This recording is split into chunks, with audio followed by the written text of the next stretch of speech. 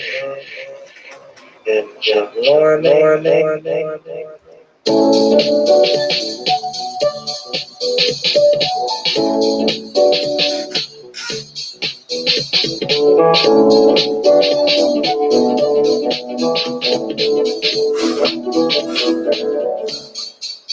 Let's talk about fish, baby. Let's talk about you and me. Let's talk about all the good things and the bad things that make fish. Let's talk about fish. Let's talk about fish.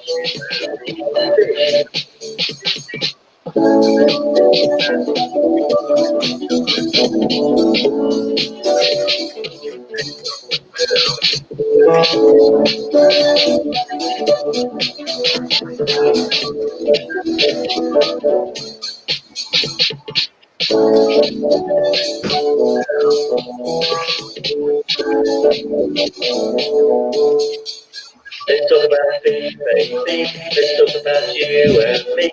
Let's talk about all the good things and the bad things that make fish. Let's talk about fish.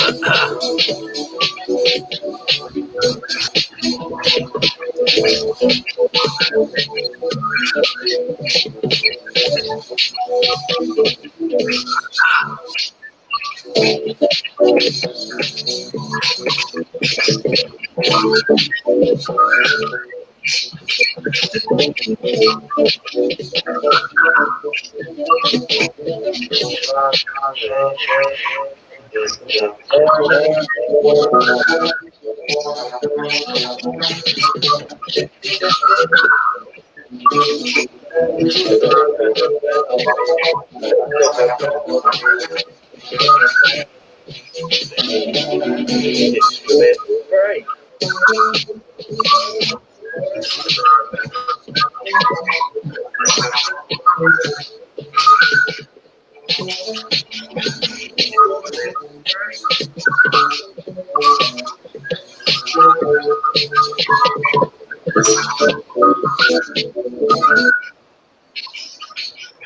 We get feedback.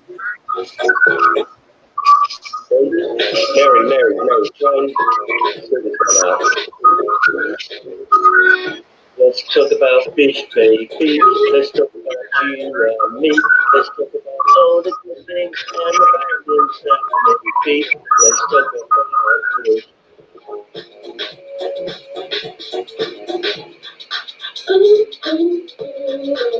Let's talk about fish, baby. Let's talk about fish. Sorry. All the good things and the bad things that can be. Let's talk about fish. Fish. Let's talk about fish. Let's talk about fish.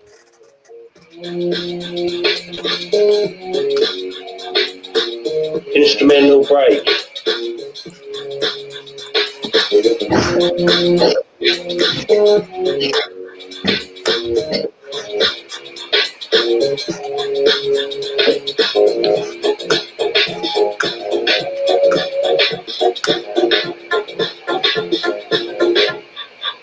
Let's talk about fish, baby. Let's talk about you and me. Let's talk about all the good things and the bad things that may be. Let's talk about fish. Let's talk about fish. Fish. Fish. Let's talk about you and me. Let's talk about all the good things and the bad things that may be. Let's talk about fish. Let's talk about fish. Fish. Yeah. Good morning, all. I'll play it back and I'll see what. How's everyone? Good morning. Hi, dear. Good morning, Cass. Oh, glory. I had a coughing fit last night. I just had a little phlegm in my throat and kept trying to hack it up and couldn't do it. My throat's sore this morning. Ugh. GRB. Hello, hello. Oh, cold coffee. Ugh. That'll help it. Yeah. Uh-oh. I've got an echo. Yeah, we're okay. Okay. We're okay here at Command Center. We're fine.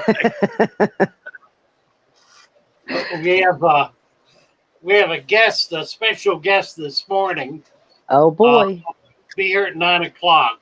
Thomas is going to be with us. If he gets up, gets in, and gets going, he'll be with us at 9 o'clock this morning. He's a pretty dependable guy. I think he'll make it. He's going to be showing us some of the projects he has been working on here in the shop and talking about some of his plans for the future. So we're excited about that. That'll be fun. Be a chance for all the ladies get to know Thomas a little better. Looking forward to it. The movie star, right? The movie star. The movie star, really. Oh, Glory. I can't even see. I've sneezed so much. I can't. Oh, Eyes are blurry. Water all the time. Yeah. Let me see if I can get this thing open. There's Paul C. Allergies, Mary? Yes. They started a couple days ago after I got home, but it's just getting worse and worse. Here, Fishy wants to see the pygmy seahorse. We'll try to find him. You'll have to ask Thomas to look for him. We got the tanks cleaned yesterday. Our new helper was in, who I've talked a little bit about it. We just lost Mary again. She's on a sneezing fit, so I guess that's what's happening. Probably. Hi, Greg. Good morning. Oh, T-Bone. Lee was here earlier and he disappeared, so I don't know. He was first in. Guess he's first in and first out. It's amazing how far these streams start around 7 o'clock in the morning, typically. So by the time we get here and get going at like quarter of or so, it's well underway, and there are 15 or 20 people already here in line chatting it up with each other. Movie star, GRB. All right, where are we? Okay, Cassie, you said that you were holding a couple of comments from yesterday that we did not get to. Why don't we start off with that and see where we go from there? And I assume Mary will be back when she gets her nose under control. Okay. Yeah, I had a couple things. I did a little digging into the shipping. And I went back and looked at the videos. And I found the video that I was referring to, and it was on your birthday. So it was your birthday video. Oh, that went way back. Yes. So 9/14, you had a guest appearance by HC Aqua. That's who it was. I could not remember his name. And he was on talking about shipping from Florida to Hawaii in 2 days for less than USPS using FedEx 2-day shipping. Yeah. So that's what I was remembering wrong. I got lucky and I found that information for you. And you said you were going to look into FedEx. I don't know if you ended up doing that or not. I was going to look into DHL, actually, as well. I mean, I think the two of them. I have a FedEx office here that I've dealt with. They have refused to carry fish before. Really? For me. He said you had no problem with them. Yeah, it probably is up to the individual dispatcher then. The other problem I had with them was I I tried to send some stone crab claws once using dry ice, and they would not take dry ice. I went next door to FedEx. What are we talking about? You were talking about FedEx or UPS? Well, he was saying FedEx 2-day was faster. Yeah. It got there in 2 days. Yeah, UPS took it. FedEx did not anyway. So and he said it was less expensive than the Postal Service. Well, we know the Postal Service is messed up, so we're clear about that much at least. They're not doing priority second day anymore.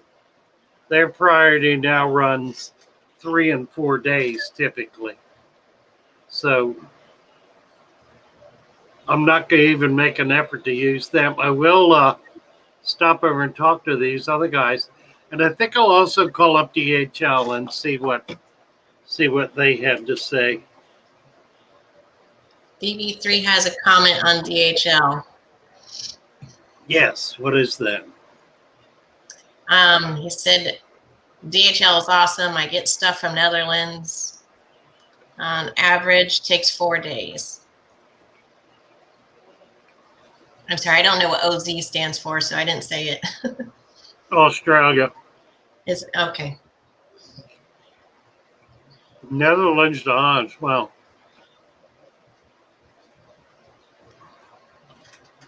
yeah, Hey, Father Fish. BS took 4 days to go from Venice to Tampa.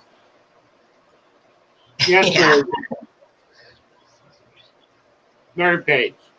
Oh, I was going to say, Rohan already had you a question. He wants to know if there's any difference between beneficial or biological bacteria. Isn't that interesting?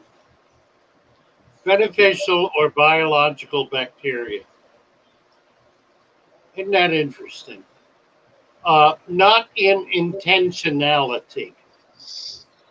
There is no intentional distinction, no deliberate distinction.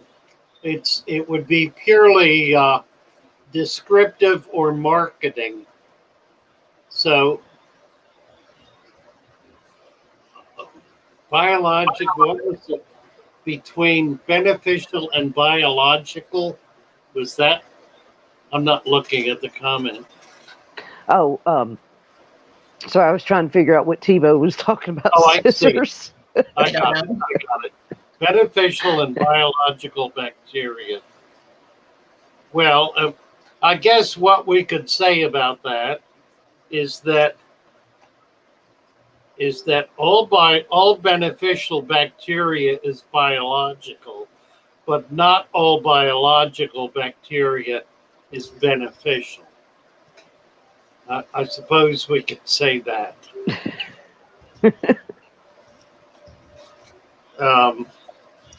Yeah, I've never thought about that. It's kind of curious. Beneficial bacteria is a term that's used in marketing strategy to sell bottles of rot, to sell bottles of theretofore decayed matter, which is now dead matter. So, I guess I really ought to do a little. There it comes. I'm going to get it.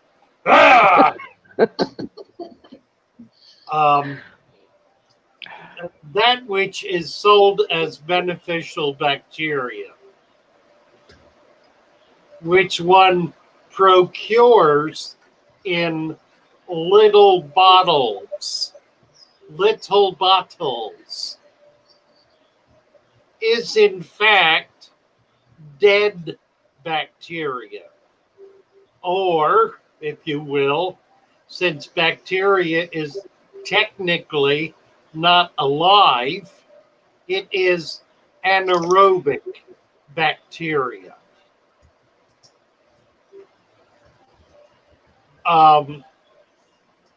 Anaerobic bacteria is bacteria that exists in the absence of oxygen. There are two places in our fish room where we find anaerobic bacteria. One of them is in little bottles marked beneficial bacteria. The other is in the bottom of our deep substrate. Both places contain anaerobic bacteria because in both places there is an absence of oxygen. Why is this significant, you may ask? Well, it is significant because it is in the bottom of your deep substrate, your deep natural dirted substrate, that waste material is broken down by these very anaerobic bacterias, which are then, in that case, thereby beneficial. Their benefit being, of course, their ability to break down waste. Other beneficial kinds of bacteria that may not exist in the bottom of your substrate are those which cause nitrification. Nitrification is simply the ability of bacteria to attack and break down ammonia. It first attacks it and eats it and breaks it down to cause nitrites, and then other bacteria attack and eat that, causing it to becoming nitrates. And nitrates, of course, are those elements in our tank that build up to the point where they help us achieve an environment which we jokingly refer to as the Dead Sea. That is to say, if you never do a water change and you have relatively high evaporation and you continue to add hard alkaline water to your tank,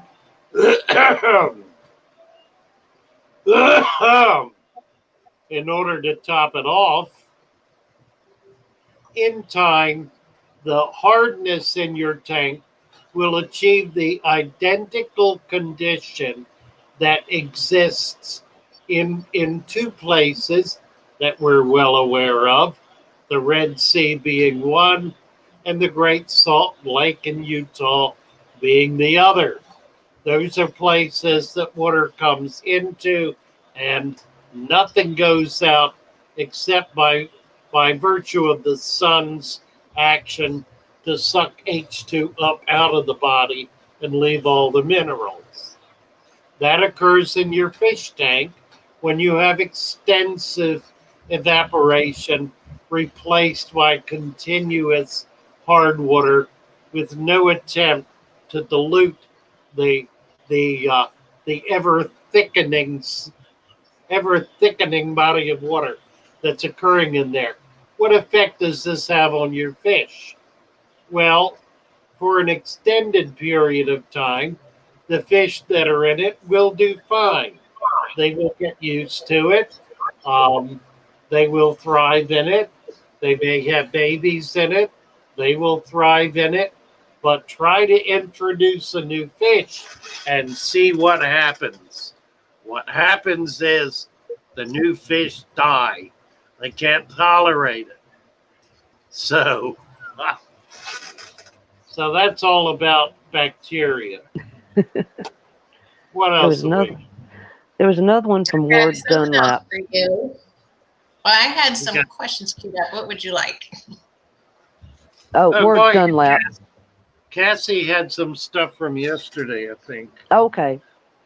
Yeah. Are we, Well, yesterday, DC Kyle asked Father Fish, what's the minimum substrate depth you would recommend for a tank? Let's say in a 10-gallon all the way up to 100-gallon. who's asking this, Craig?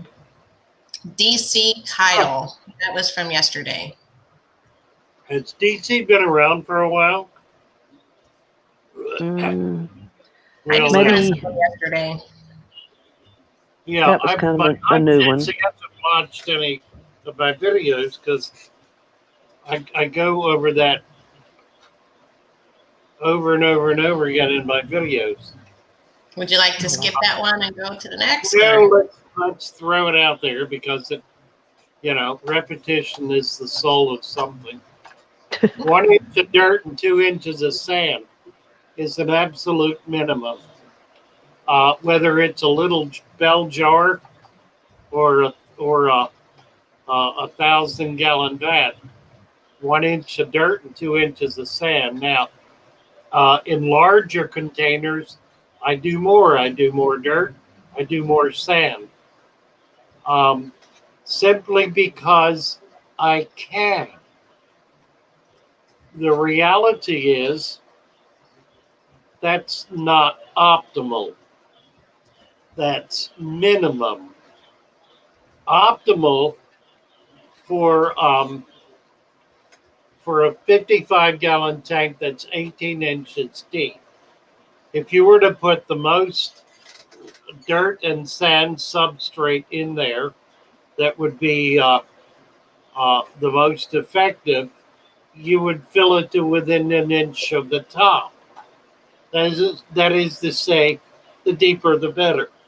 The more substrate you put it, the better. The more balanced, the healthier your tank is going to be. The minimum is an inch of dirt and 2 inches of sand. There is no maximum. The maximum is whatever you can tolerate. Keeping in mind that the purpose of the sand is to keep the dirt from going into the water column. This acts as a barrier. So you want that sand deep enough to be an effective barrier, while at the same time not being so deep that in a new tank, it becomes impossible for the roots to reach down into the dirt in order to take in nutrition. So it's a kind of a balancing act. Although if you stick to the 2-to-1 ratio, you'll be okay. If you start seeing the water become a little tannin, you start seeing stuff kind of on the dirt, on the surface of the sand, then you've got a leak. And you need to plug that up with a little more sand.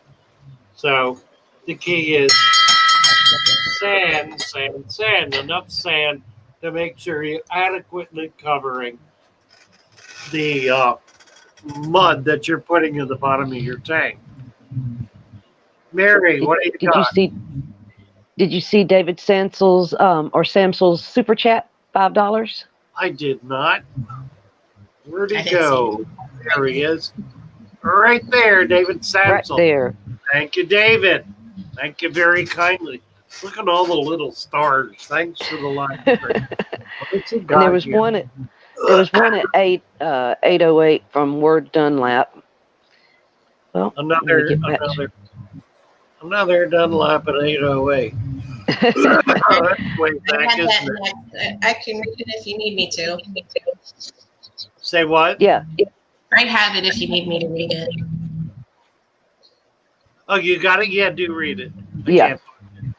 So Ward Dunlap said he's asking crushed coral in the sand bed for calcium, magnesium, and pH. I think he asked this yesterday. He wanted to know about adding crushed coral. Yeah, that's a good idea. You certainly can do that.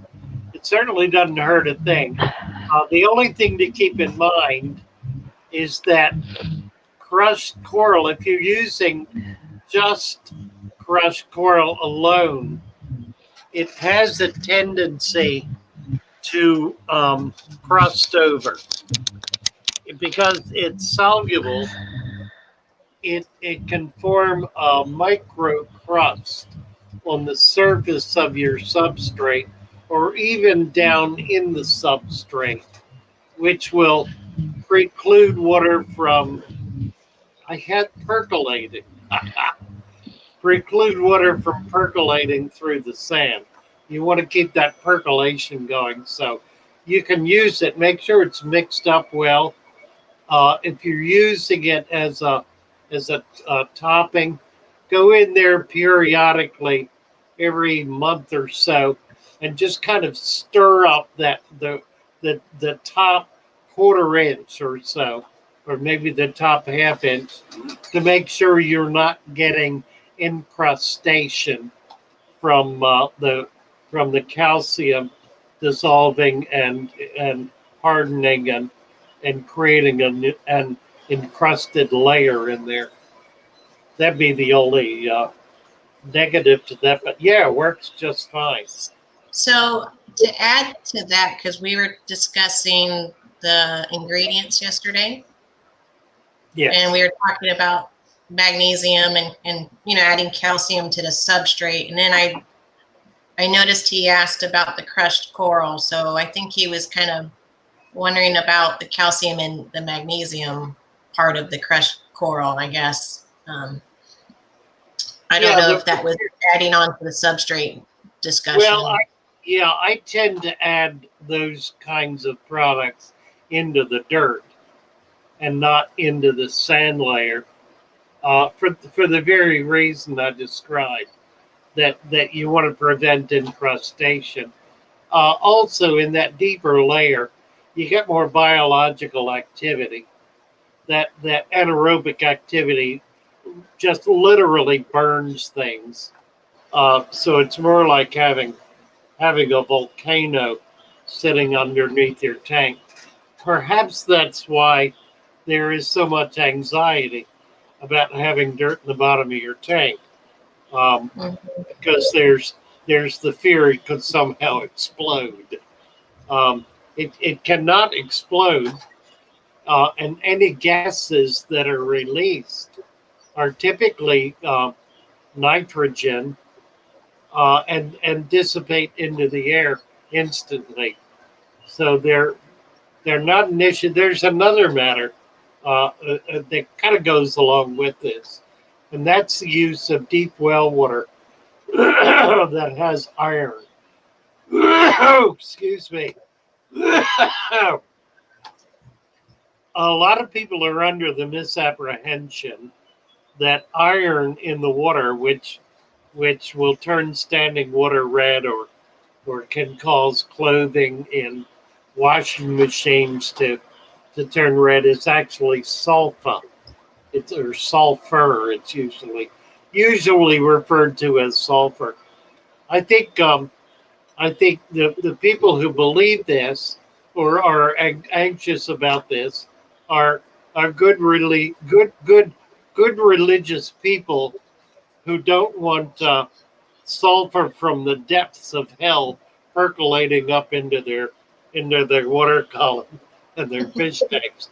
But fear not, fear not. I bring you good tidings of great joy. It is not sulfur. It is in fact iron. Iron. And the gas that you smell when that water comes out dissipates instantly. It's gone in a matter of just a moment. It does not last. It is not persistent. It doesn't continue to stink the house up. It goes quickly and it's gone. So it is not a matter to be concerned with.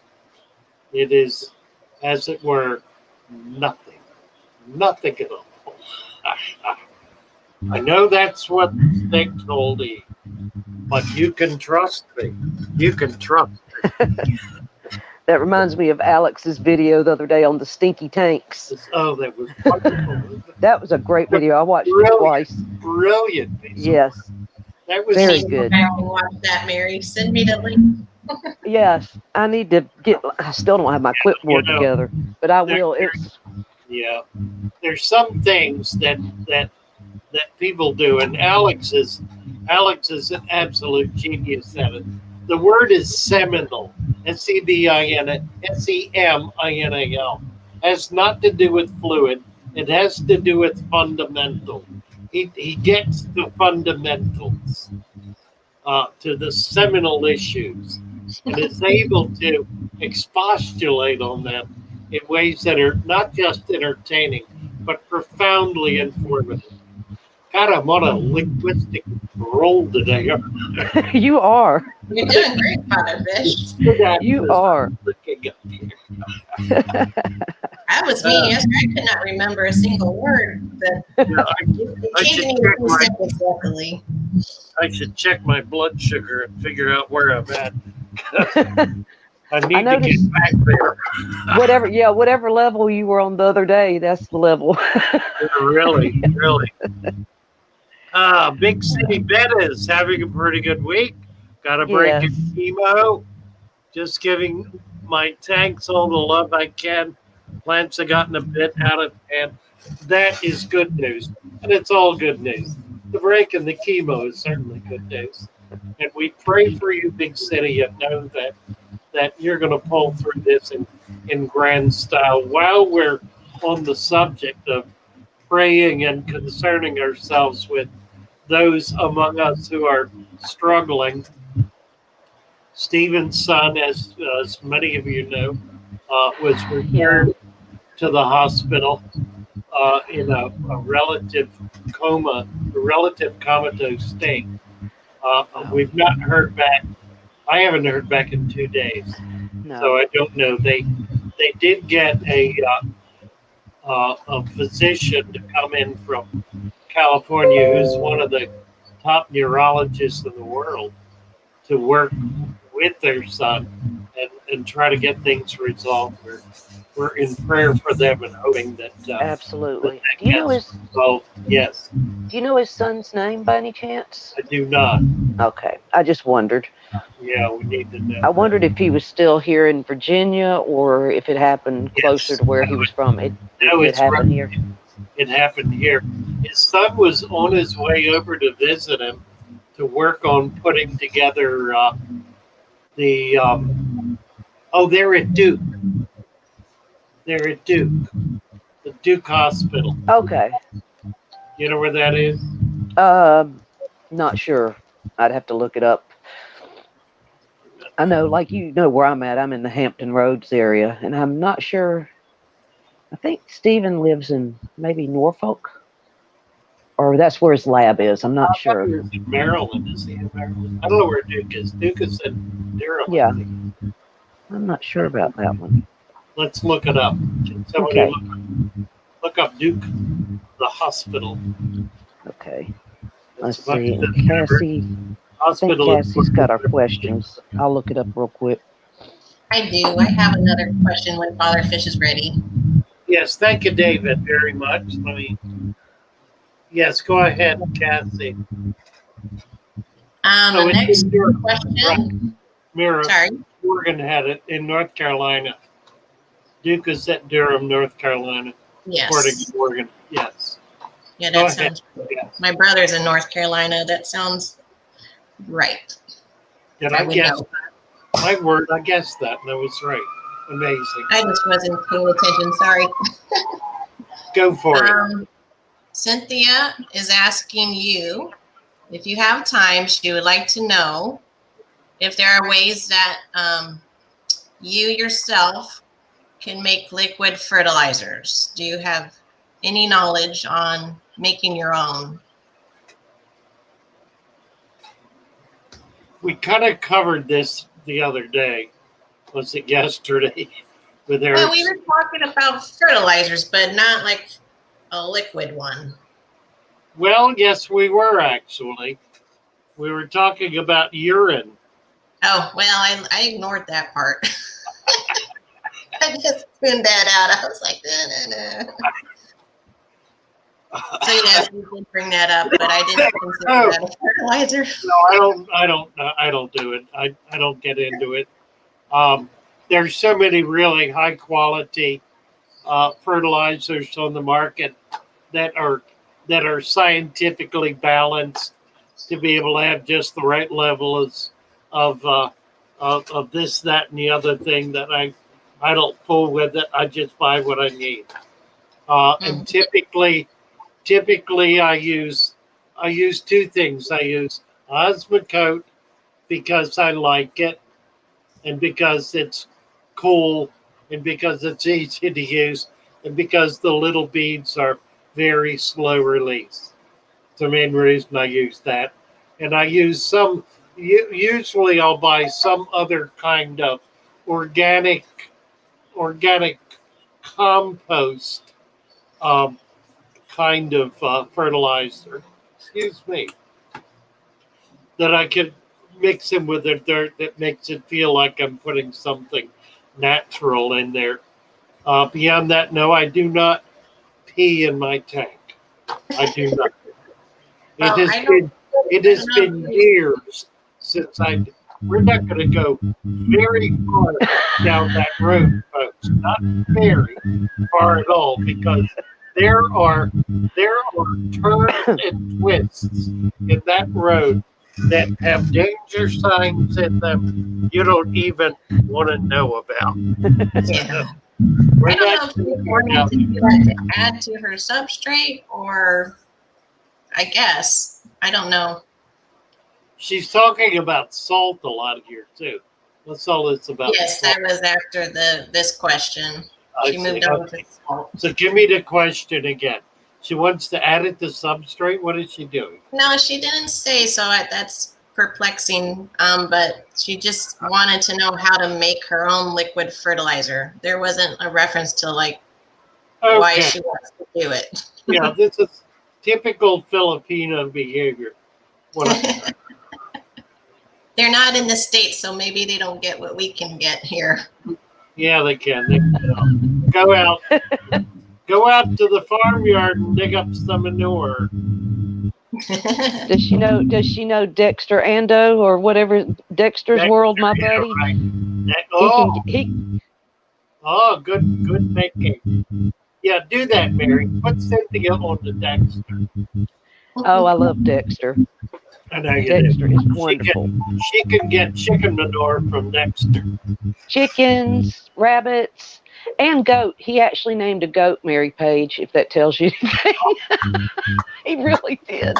Me and another lady named Joyce. He got two goats, and he named one Mary Page and one Joyce. Mercy.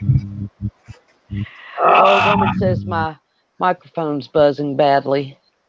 Okay, so Cassie, what's this Cynthia thing about salt? What is she doing? Every salt foods at all are all made from iodine.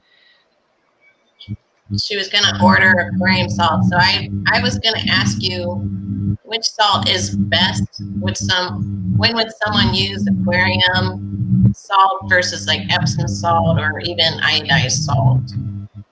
I think it's a confusing topic because there's so many salts. Well, we'll just take one or two steps down this path. The whole issue with salt, you don't want to get into this conversation with a rabid coral enthusiast, or they will burn your ears off. All salt is not salty, I guess, would be the title of the article. That which is salt may not be salty. Something. Reputedly, it's not a good idea to put iodine or iodized water in with a fish tank. I frankly have no idea why not, because if it were at a level where it was dangerous to the animals we're putting in the fish tank, it would be equally dangerous to the people using it on their food. So I really cannot imagine that iodized salt is in fact any more toxic than any of the other stuff we throw in our bodies or our fish tanks for that matter. Having said that, I've been experimenting lately, as some of you may well know, with evaporated salt. This is evaporated sea salt. It is salt that comes from the evaporation of seawater, and is sold in every appropriate marketplace in the country, probably in the world, as water softener salt. If you look on the bag, most of them are pure sea salt, pure evaporated sea salt. Well, my thinking on the matter is, what could be better for our saltwater friends than pure pure seawater? So by adding RO water to evaporated sea salt, one should pure seawater. So anyway, and the only reason I'm doing this is because it's substantially cheaper by a factor of roughly 3 to 1 than is the cheapest of the sea salts that are manufactured for the tropical fish saltwater industry. So far, I've had mixed results, mainly because my system has been messed up. I think we finally have got that fixed. We plugged up all the holes and fixed all the leaks. So now I think we can maintain a fairly stable environment, and we shall see. We're going to be putting some fish in there to see just how they fare. My hunch is it's going to be absolutely fine. And I base that on my experience with SeaWorld and a few other of the very large marine zoos, if you will, that use a combination of Epsom salts, baking soda, that's the buffer, Epsom salts, baking soda, and evaporated sea salt in their multi-million gallon tanks. They don't go out and buy stuff at $25 or $40 a bag for 50 gallons to fill up, nor do they buy by the truckload the same product to fill up these multi-million gallon aquariums.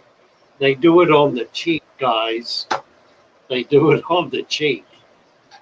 And what they find through their continuing scientific research is that in relatively short order, that water contains all of the trace minerals that natural seawater contains. So the biological activity alone replenishes the trace elements in natural seawater. Kind of runs in the face of the notion that one needs to do water changes in saltwater systems in order to replace trace elements. While there are animals such as corals that pull calcium out of the water column to build their little homes, requiring the substantial inducement or induction of calcium into the system in order to provide that for the corals. It is not similarly necessarily the case that all trace elements are also pulled out of the water column by living creatures, there is as much in a deep substrate. And I really need to kind of categorize all this in terms of systems, because it's systems that are key to it. The people who I work with who do saltwater systems all maintain deep substrates, all of them. They maintain deep substrates because it is the healthiest way to maintain saltwater systems that are genuinely balanced systems, making it possible to be able to raise some of these very delicate and very touchy little animals, like many of the hard corals. Some of those corals are so touchy that when a culturist procures them from the wild and puts them in his tank, they may take up to a year before they finally open up and begin to grow. They're just that sensitive. So that's a long, drawn out answer That was to good, Father Fish. I enjoyed it. Thank I you. feel like we are getting insider knowledge today that you can't get anywhere else. Oh, there you go. Insider knowledge. It was quite an insight. Picking your brain. Thank you, Cassie B. That's very kind of you. It's very true. Very true, guys. You got to hear a good answer just now. All right, what's Holly Gibbs talking about here? I was just looking at that, but Sea salt liquid spray. She has a sea salt liquid spray. Now, that's something I've never. I'm not sure. I'm not sure I've ever had a sea salt liquid spray. Sea salt as opposed to sea salt. That's SEE salt as opposed to SEA salt. I'm going to nail your hides to the wall here, people, about spelling. And I know she meant SEA, but maybe I know it's Google's. I know it's Google's fault. Listen, I have the same. I have the same.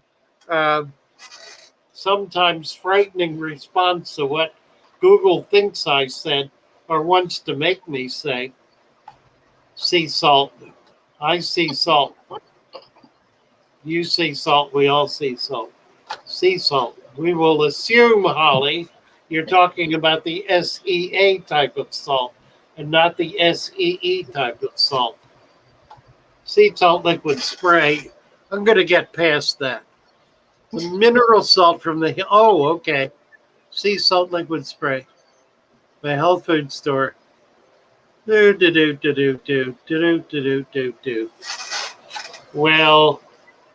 yeah, it's like green salt or like the Himalayan salt. That's green, isn't it? Himalayan salt. What color is it? It's normally pink. Pink. That's right. It's pink. She says it's very concentrated, though, like 4 ounces. Well, it's high. $7. Yeah, it's very high in mineral content.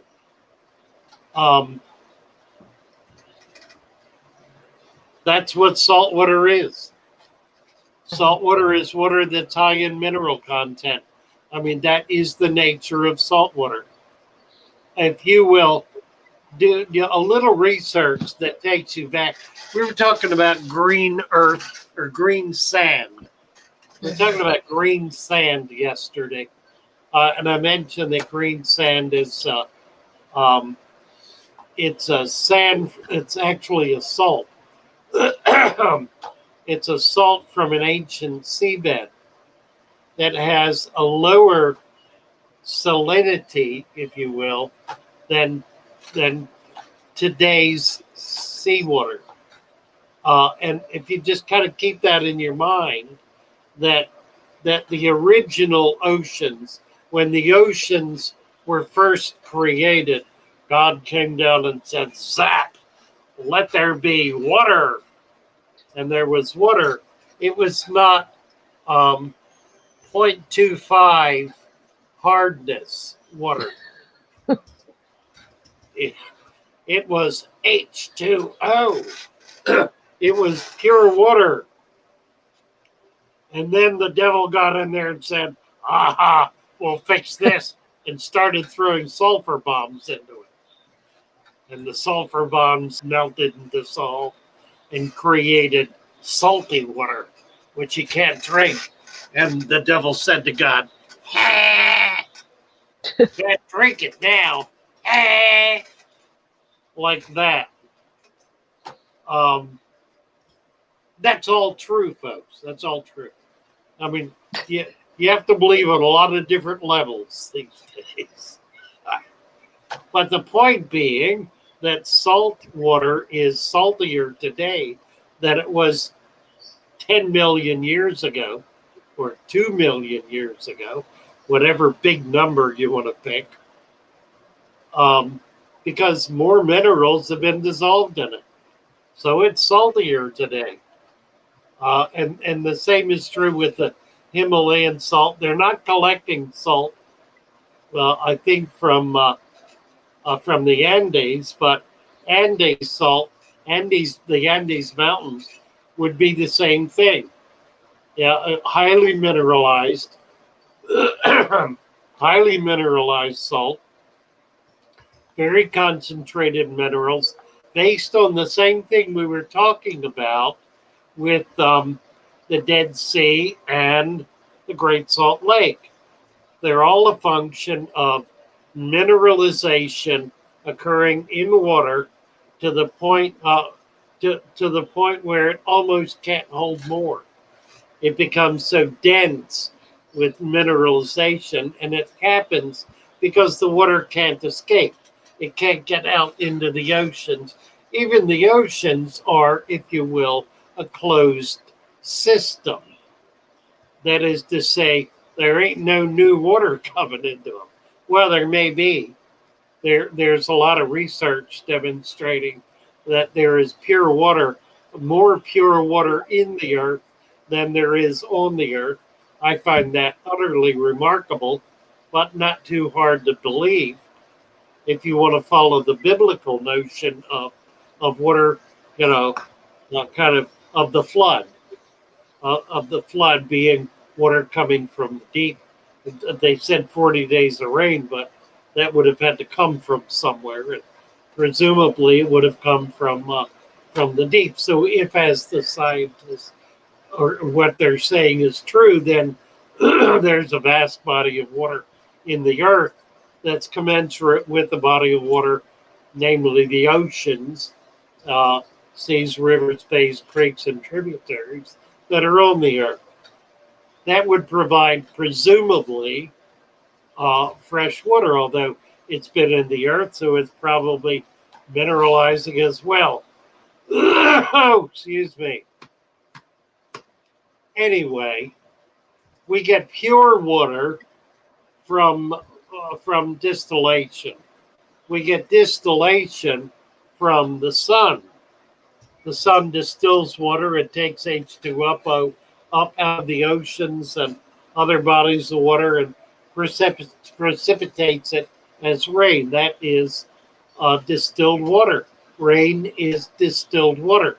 It may have some initial pollutants in it that cause it to become acidic, perhaps, but it is, in essence, water without minerals in it, because the sun hadn't figured out how to pull minerals up into the air, although it does it with dust. And that's the very issue. That's where you get acidized water. You get acid rain from the dust that's in the air, polluting the rain clouds with their little tiny acidic particles, the devil again at work, making acid rain coming down. So hence the concern for polluting the air by creating, and in so doing, creating this is a silly conversation. What is Ward Dunlap says agricultural gluconite? What is that salt? I'm just wondering. Yeah, gluconite's not salt. Glucose, it's a sugar. Oh, well, that's what Yeah. I thought that was in reference to the salt. No, it would be a fertilizer. Oh, okay. I don't know anything about gluconite. Other than the fact that I'm diabetic and I have a problem with it because they don't Yeah. metabolize it properly. Right. Right, like there's that. Let's move on. We're getting boring here. What time is it, by the way? No, it's It not. is 8:51. Millions and Sons was wanting to know if anyone in real life has had any problems with the larger grain blasting sand causing problems with fish who sift. I hear it's too sharp, but he says he's never experienced any of that. Yeah, I think that falls in the category of urban myth and old wives' tales. You know, sifting animals are not stupid. They don't pick up mouths full of thorns and prickles and roll them around. They don't do that. You know, if it hurts, why would they do it? Right. I mean, there may be, you know, there probably are some macho fish out there saying, "Hold my beer," you know. look what I can do. I can chew glass, Mama. I can chew glass, and I'll do it too. If you give me another 6-pack, I'll do it. Give me 2 more of those worms you've got there, and I'll chew glass for them. I will. I'll do it. What do you mean? Oh, it got this way from chewing glass. Anyway, I need to take a break. I'm losing it here. Okay, take your break. Or I'm afraid of them. I'm not. But Greg said, "Hold my beer." Yeah, really. You girls want to play for a while, or should I put on music? You can whatever you want to do. It can be the intermission. Oh no, I'm big again. There you go. Don't make me big. Good Lord. Million and Sons. I'm trying to get some follow-up questions answered to the discussion, since the question was asked about how would you make liquid fertilizer by Cynthia, and Father Fish responded he wouldn't do it. He would just go buy it. And yet she still seems to want to go get some. But I asked her, why do you want to use liquid fertilizer? So I'm trying to get that question answered by Cynthia. Because since he said that he puts everything in the substrate, Mary. Yeah. And he doesn't usually encourage adding like fertilizer to the water. Right, because he's got it all in his mix. Golly, my eyes are watering. Sorry, y'all. Yeah, and most plants will soak it up from the substrate if they're rooted. Yeah. So the only reason I add fertilizer is because I have floating plants that will die without it. Yeah, I've got like some of that Dustin's growth juice. I've had the aquarium co-op stuff. I've got Seakim, but I don't use any of it. Not even, well, I do every once in a while, but not too bad. I'm hoping she'll answer. Are there any aquatic allergies? Why do you want to make your own? So the only reason I would look for a liquid fertilizer is to add it to the water for the plants. Yeah, like Java fern or some Anubias. Floating, that kind of stuff. Yeah. I can't keep the floating plants alive without adding something. Mine seem to be doing well, and I haven't been adding anything, but I think it's because my lights are doing good. That's the only thing I can figure, as far as... Mine just get really small. The roots start to shrink, and then the leaves turn brown and rot. So... Yeah. So I'm thinking they're not getting enough nutrition in the water column, which is good. It means I have very low nitrates. Right. But, and that's also why if you have high nitrates, people suggest add a floating plant. It'll soak up the nitrates. But if you have a new tank and there's no nitrates built up yet, or then, right. There's you not don't going to have be a anything for heavy them to stock, feed on. you don't feed them a lot, then the floating plants are going to suffer. So it's not a good idea to add them when you don't have enough nutrition in there. Right. Sorry, y'all. I'm And just I've asked sneezing. Look at Father Fish about that before, and he still tells me don't use liquid fertilizer, but I'm like, my floating plants will die. You just have to. It's like each and every bird. Everybody has their own individual. You kind of have to. You have to have fish. You need to be a little bit of a chemist, a little bit of a jack of all trade, a little bit of just anything. That's what it is. The experience. Father Fish has the experience that I don't have. So, well, hello. He's But the back. reality is we each have our own experience. Right. Right. And that's really what we have to go on.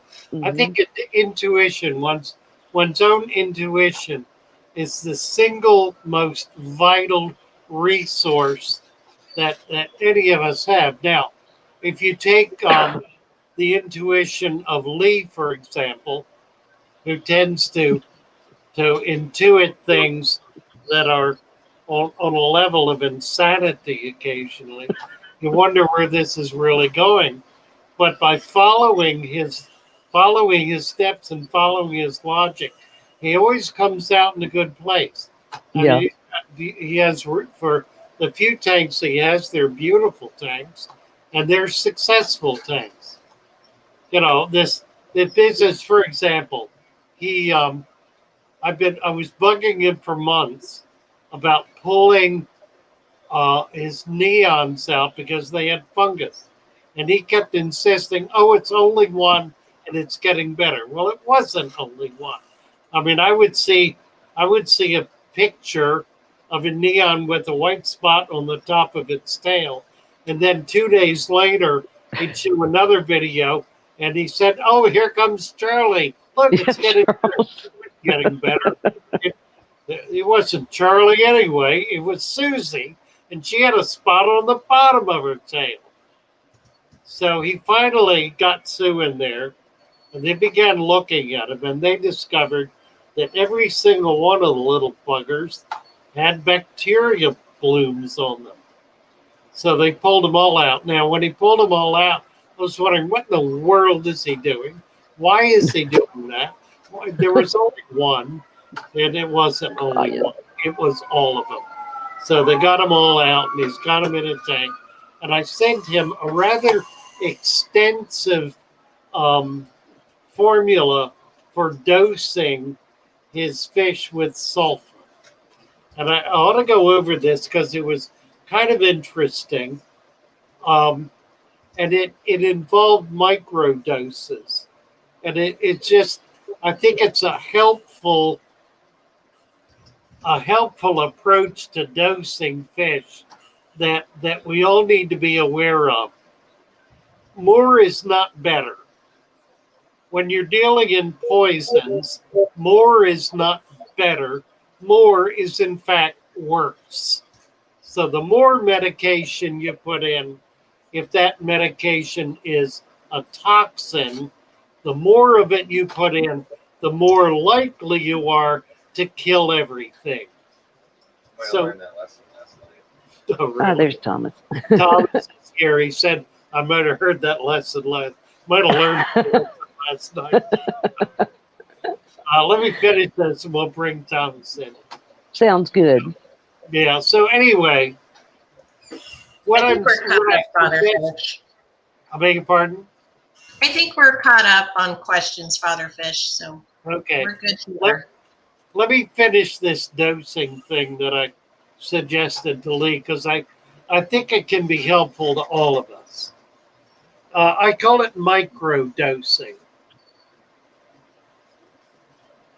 In micro dosing, the approach we're going to take is to put substantially less medication in the tank at point A than we know will be effective. We say that again. You want to use substantially less than you have any reason to believe will be effective. So in the case of sulfa drugs, rather than a teaspoon or the tip of a teaspoon, we're talking now about grains. Grains in a 10-gallon tank. He's got a 10-gallon tank. We're putting grains. How many grains? Yet to be determined. You figure that out. Use your best intuition, but you want a tiny amount that by increasing it over a period of days, it will effectively increase the dosage in the water. And that's the idea. You want to start off small, and then each day you want to add that same amount day after day for 5 days, no more. 5 days. So if you're starting out with, let's say, for sake of argument, 100 grains, then you're going to wind up with 500 grains. Take a look at what 500 grains may look like. You may not want to cut out the individual grains, but find another means of measurement that you can work with. Divide it by 5 and see if you can do that. But do the whole thing all at once. Look at it on your spoon or in your whatever device you've got to look at it. Determine whether you think that is a small but adequate dosage. And that's what you're going for. You're going for a small but adequate dosage. Okay, so you make that small dosage. Notice I'm turning you all into chemists here. You're all becoming your own doctors. You're going to make your own determination as to how much medication to use, because ultimately it's not up to how much the company puts in the capsule. It's up to how much you put in the tank. So you make the decision. You be the deciding factor. All I'm recommending is that you do it in extremely tiny portions. Do it gradually over a period of time. Okay, so what happens at the end of 5 days? At the end of 5 days, then you start a second week regimen in which you replace 25% of the water every day or every other day. 10%, 20, yeah, 20% of the water every day for the next 5 days. Replace 20% of the water every day for the next 5 days. And you want to replace it with new water. Don't replace it with old water. Don't replace it with water from the original fish tank. Replace it with new water. Do that for 5 days. Then stop. At the end of the 10 days, look and see what, if anything, you've produced. Is the infection gone? Is the wound cleared up? Is the problem that was created been taken care of? If it has not, then do it again, but increase the dosage. Increase it by double. Try doubling. Now, this is only effective in a situation like Lee has, where he has a persistent bacterial infection that is long term. If it's a problem that's long term, this is a very effective way to treat it because it does not threaten the biology of the system, at least not much. You're microdosing. You're doing it in small doses. If the problem is severe and you've got fish dying every day, then this system will not work. You need to do something major and something far more dramatic, which we're not going to get into right now because I now want to introduce to you Thomas. You've met him a little bit. And I think we'll do it this way. Can you call us on your phone? Yeah, so just, do you want to post And the link I in the will chat? post the link and we'll bring you up. So we're not sharing one camera here because I want Thomas to be able to go out into the fish room. And you're probably going to need to go in the other room to do this so we don't get feedback. So we'll wait for Thomas to come up.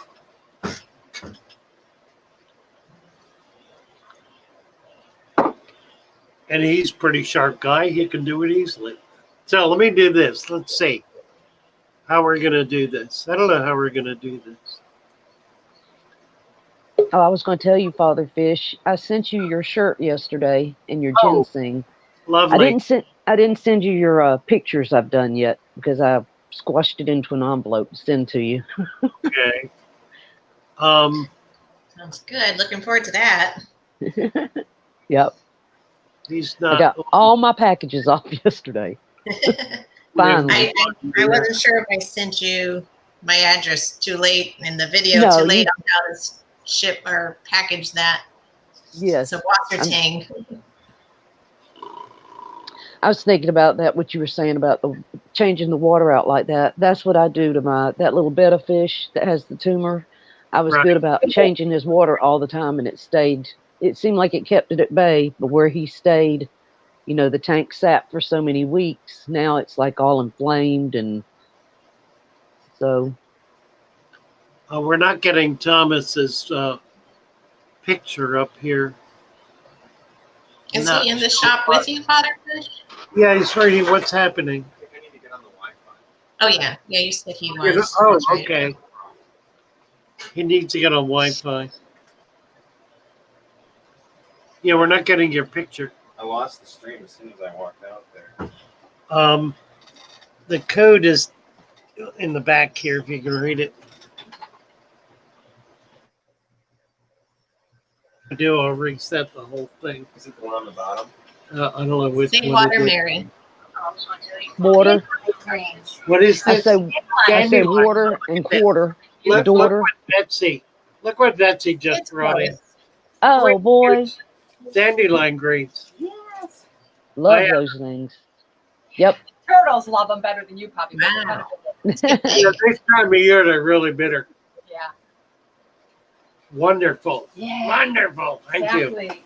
Hi, Thomas. Yeah, a little bitter, right? Did you get it, Thomas? No, where do you think the password? Bottom. Well, whatever. I tried that. Try them both. Aquarium Cup joined us briefly. I don't think I changed it, but I might have. He's watching on TV. Yeah, he's like me. When I watch it on TV, I can't comment, but I can leave a like. But I watch it all the time on my Fire TV. Water. I mean, like I get like really picked on terrible about that. I don't think it's that bad.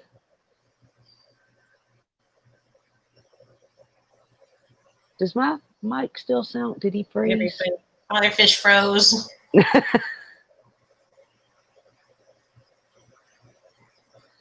I have to say, I wish I heard that advice on dosing like 4 weeks ago. Yeah. I'm sure I did not follow those steps. I took the beta straight out of the medicated water and put them just in a clean tank water. And I was like, is this a good idea? I wasn't sure about that.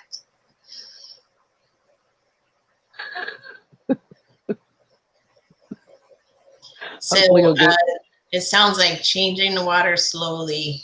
Yes, little good bit idea, at a time. no matter what. It works. That's the way they do it too with planning a new fish tank.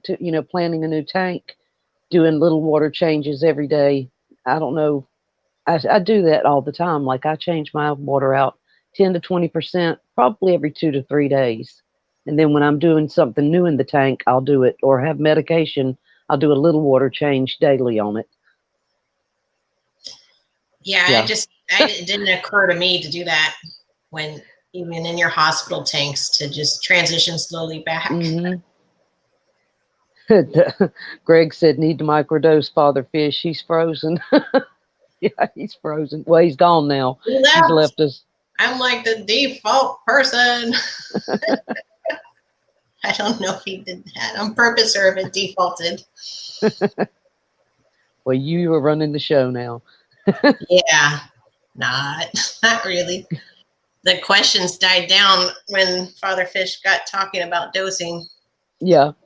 But hopefully people were listening and interested in it, because I think they were.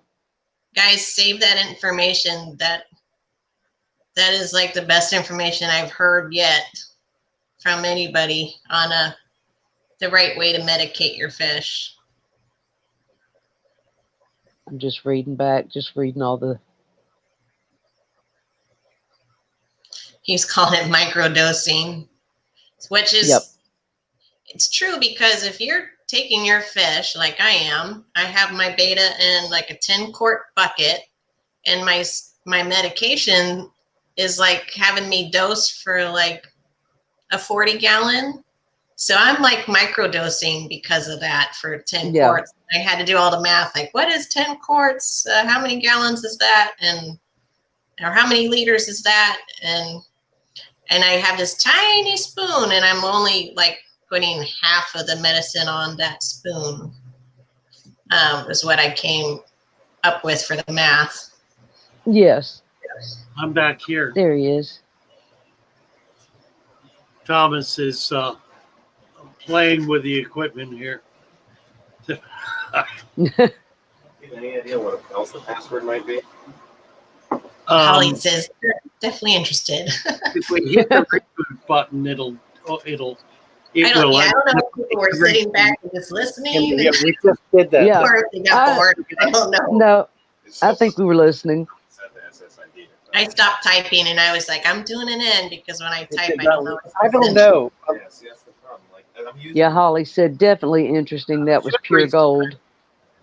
For sure, Holly. For sure. And Cassandra Case said, "What's your favorite fish, Cassie and Mary Page?" Save that clip, Father Fish. You were talking about saving clips, so I've got that marked down. We need to make that a video.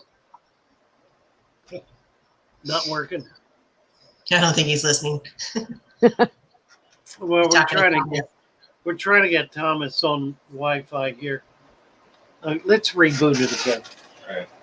I'll note that for Father Fish, because he wanted to make little clips from the streams and make them their own videos. So I think that would be a good one. What are you talking about? Just different things that you. Yeah, I would like to do that as videos. And do I think like that would be a good one. A story time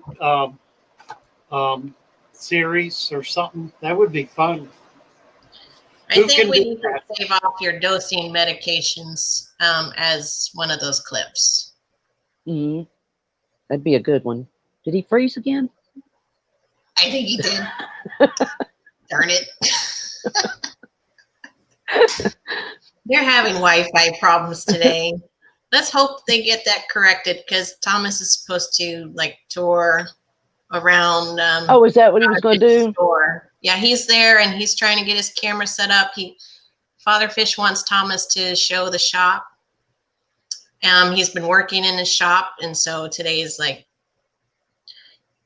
go see what Thomas has been working on. So that should be really interesting. Let's yeah. Get that working. Of course, there's always technical difficulties when you try to do this stuff, especially live.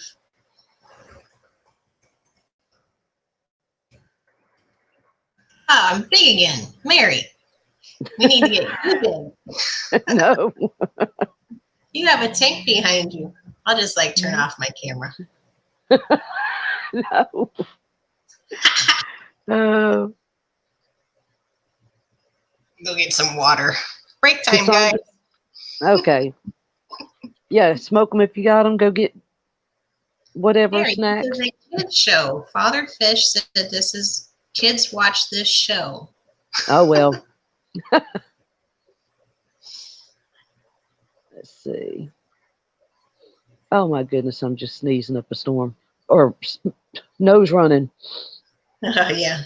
Are you taking medicine for that? I took some Benadryl. Yeah, I need some Claritin. I accidentally clicked the button and opened Photoshop. Oh no. I didn't want to do that. I gotta wait for that to load. It's gonna mess up my windows. Oh no. I'm switching back and forth here today so I can keep up with the chat and YouTube. Yeah. And StreamYard's so slow, but the YouTube video is delayed, so I keep StreamYard open to watch the video. Yeah. I've got it on my TV on this. Hey, Thomas. Are we in? We're in. Yeah, we are. Oh, perfect. Somebody's feedbacking. And it might be Thomas. Probably the new guy. Probably the new guy, right? Tell you what, let's set up the new guy. Yeah.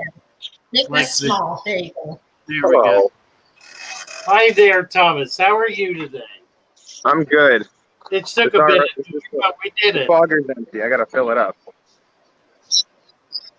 Oh, we got to do the fogger, right? Yeah, you got to make sure the fogger's full. Betsy's on her way. She can maybe help you. She's on her way back there. How's the baby, Thomas?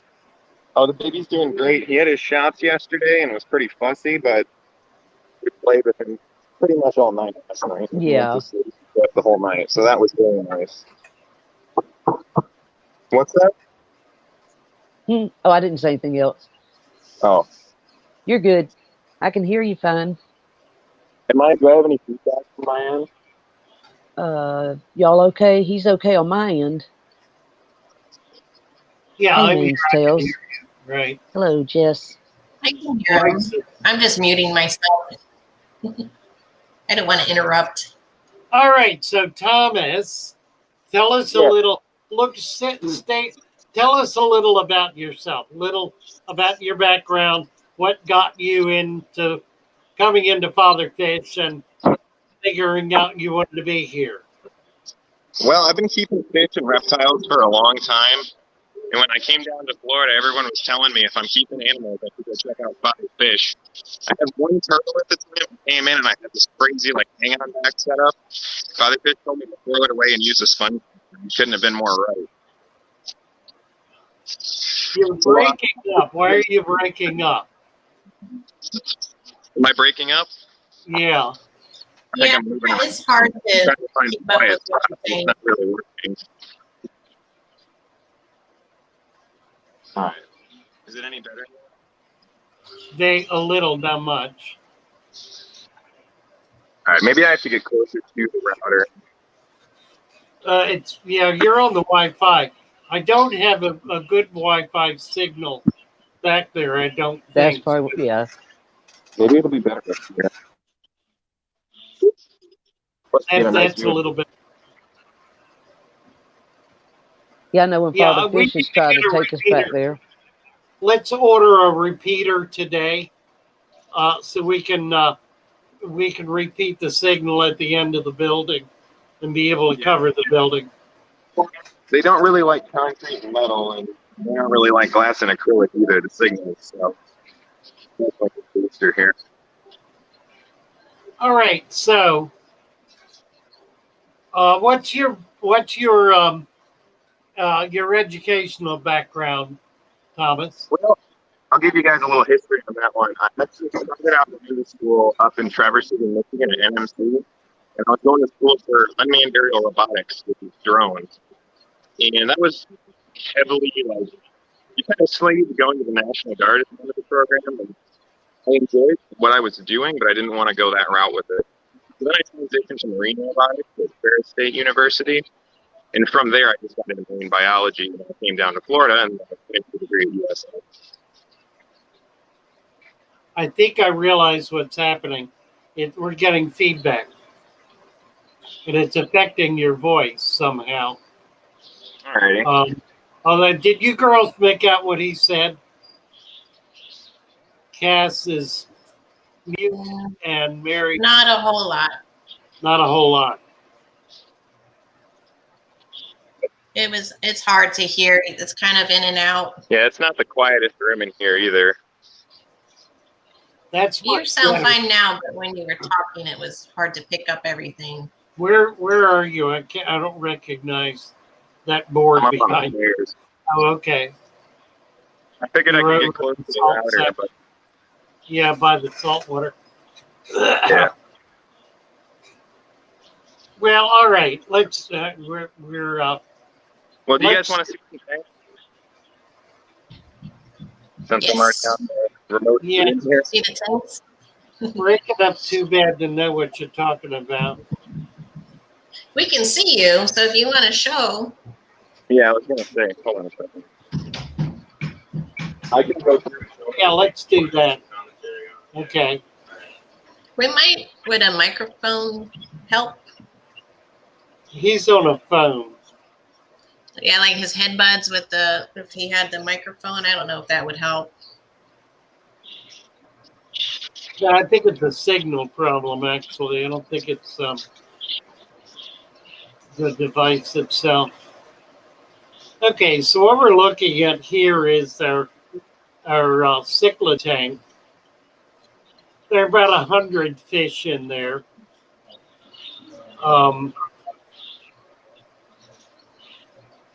And they're fish from all over, really all over the world, mostly Central American and South American. What's he doing now? He's got his phone sitting there. He was just up here looking at me. Central American and Africa. So a lot of Mbunas. I don't think there are any Tanganyikas in there, but there's a bunch of Central American stuff. No South American cichlids, except for maybe the Severums. The rest are either CA or Mbuna. Because there's so many fish in there, it's we don't get very much aggression. A lot of these are small fish. We've had a lot larger fish in there that sold them out. We are at a point where we need to replenish with more big fish. The little ones just haven't grown up much, and they don't seem to be growing really well. I'm not sure I know why, but we might make a change in this and shift these into either.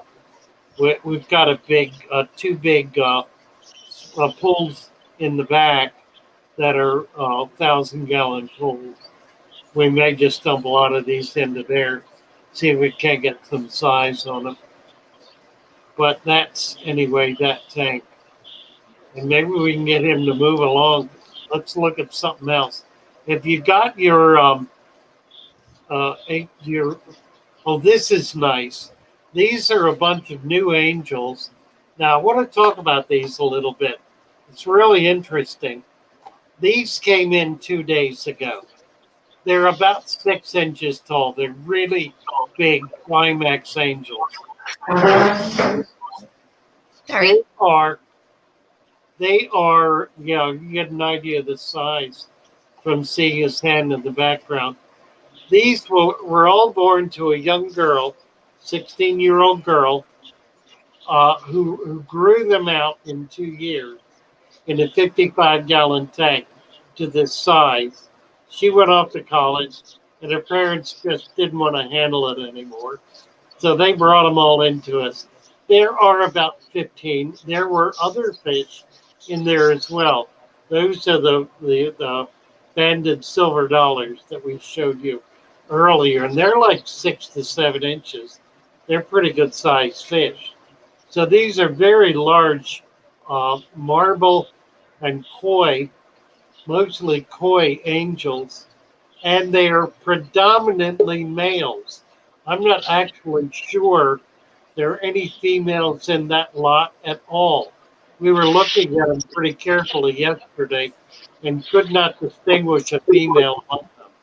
So for whatever reason, the population she grew out is completely dominated by males.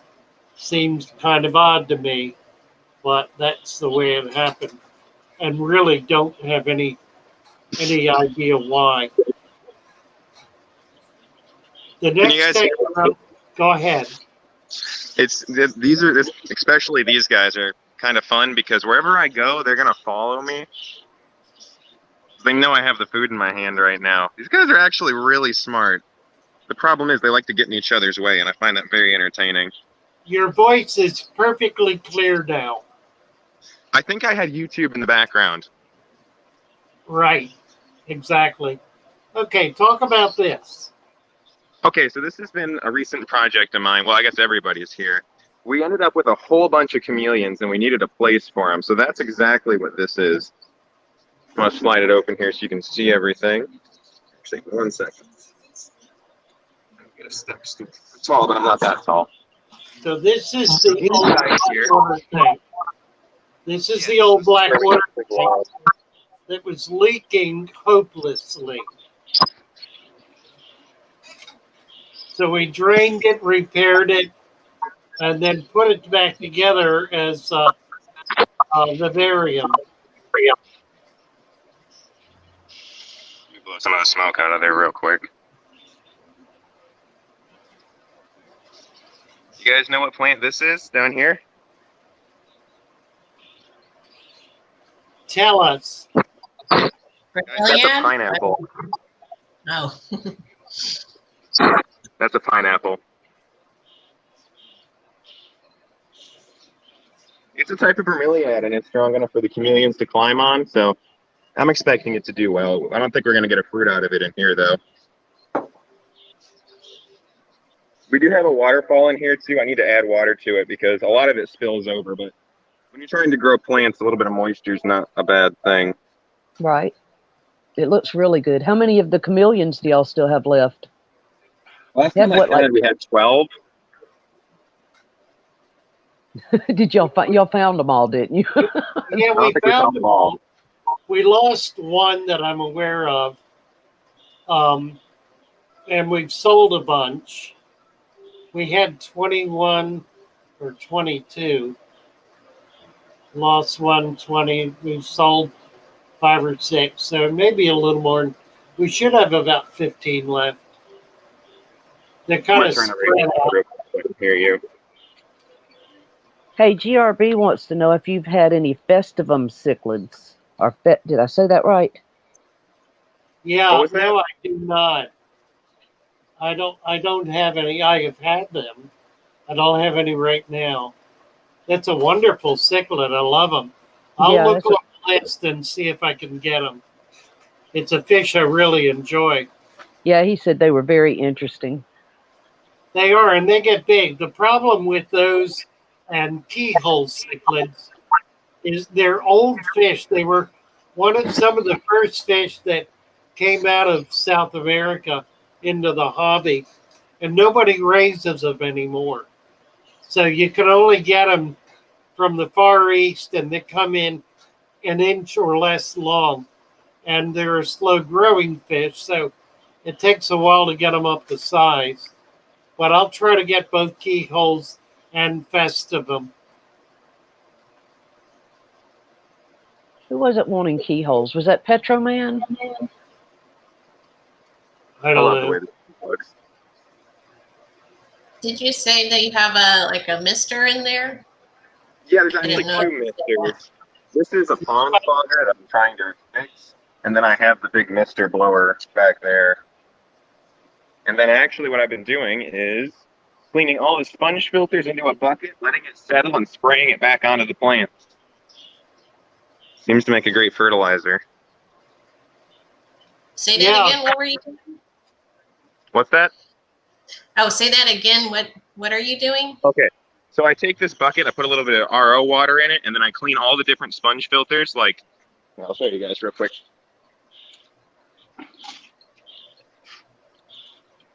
So obviously we have tons of sponge filters here.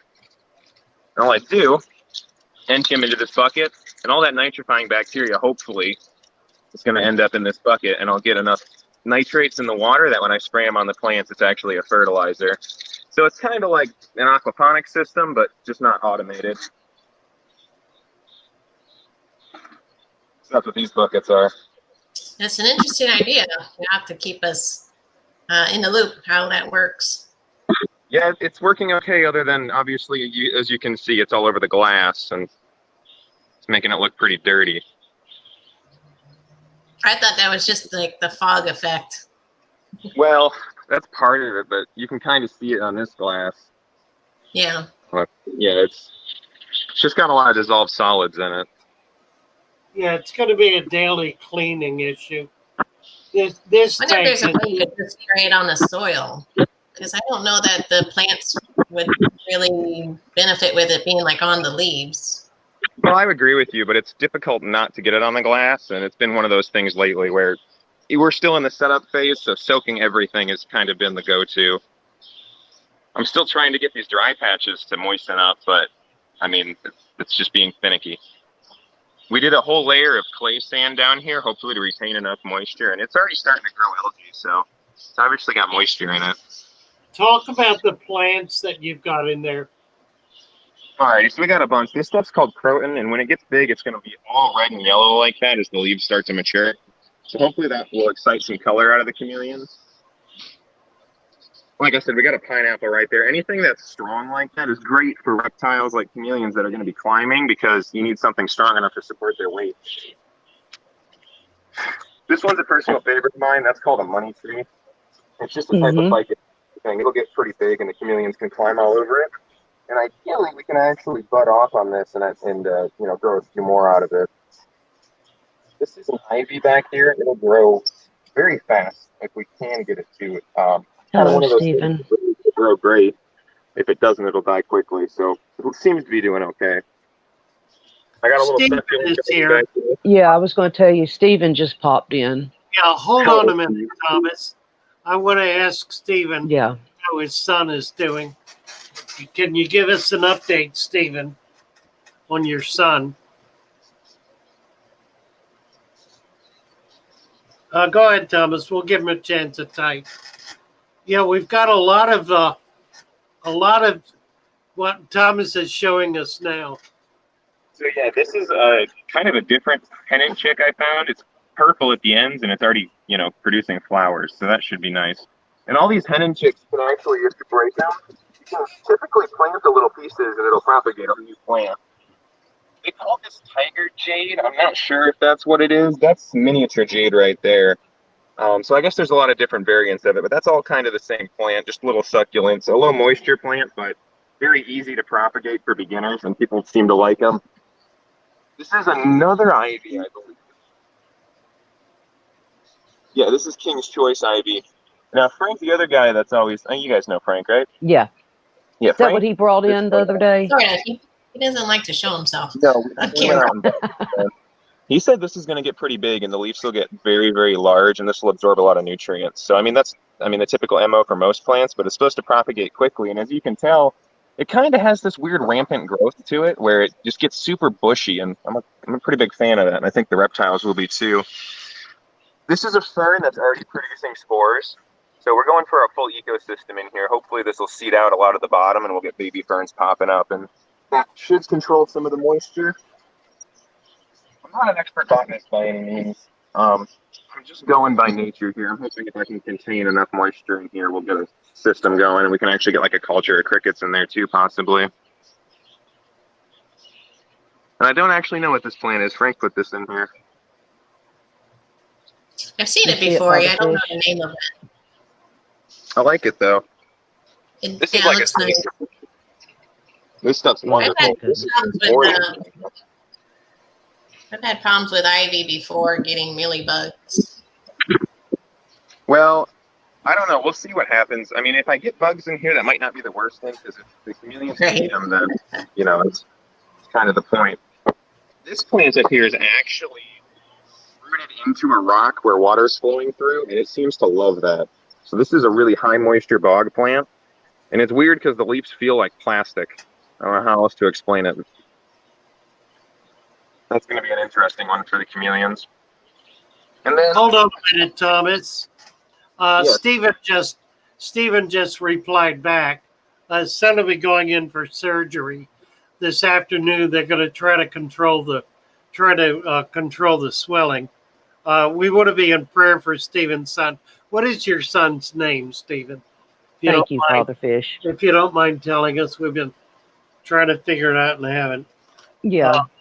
We certainly are in prayer for you and for your son, for your family. Absolutely. Lord, we just pray that that these physicians, who are the best that are available, are able to control the swelling in the brain. They're able able to bring Stephen's son back into full consciousness and be fully alert and be able to return to his family, that they may continue the journey of love that they have been on. We pray for the safety of each of them as they travel to the hospital and struggle with just the terror of everything that's happening.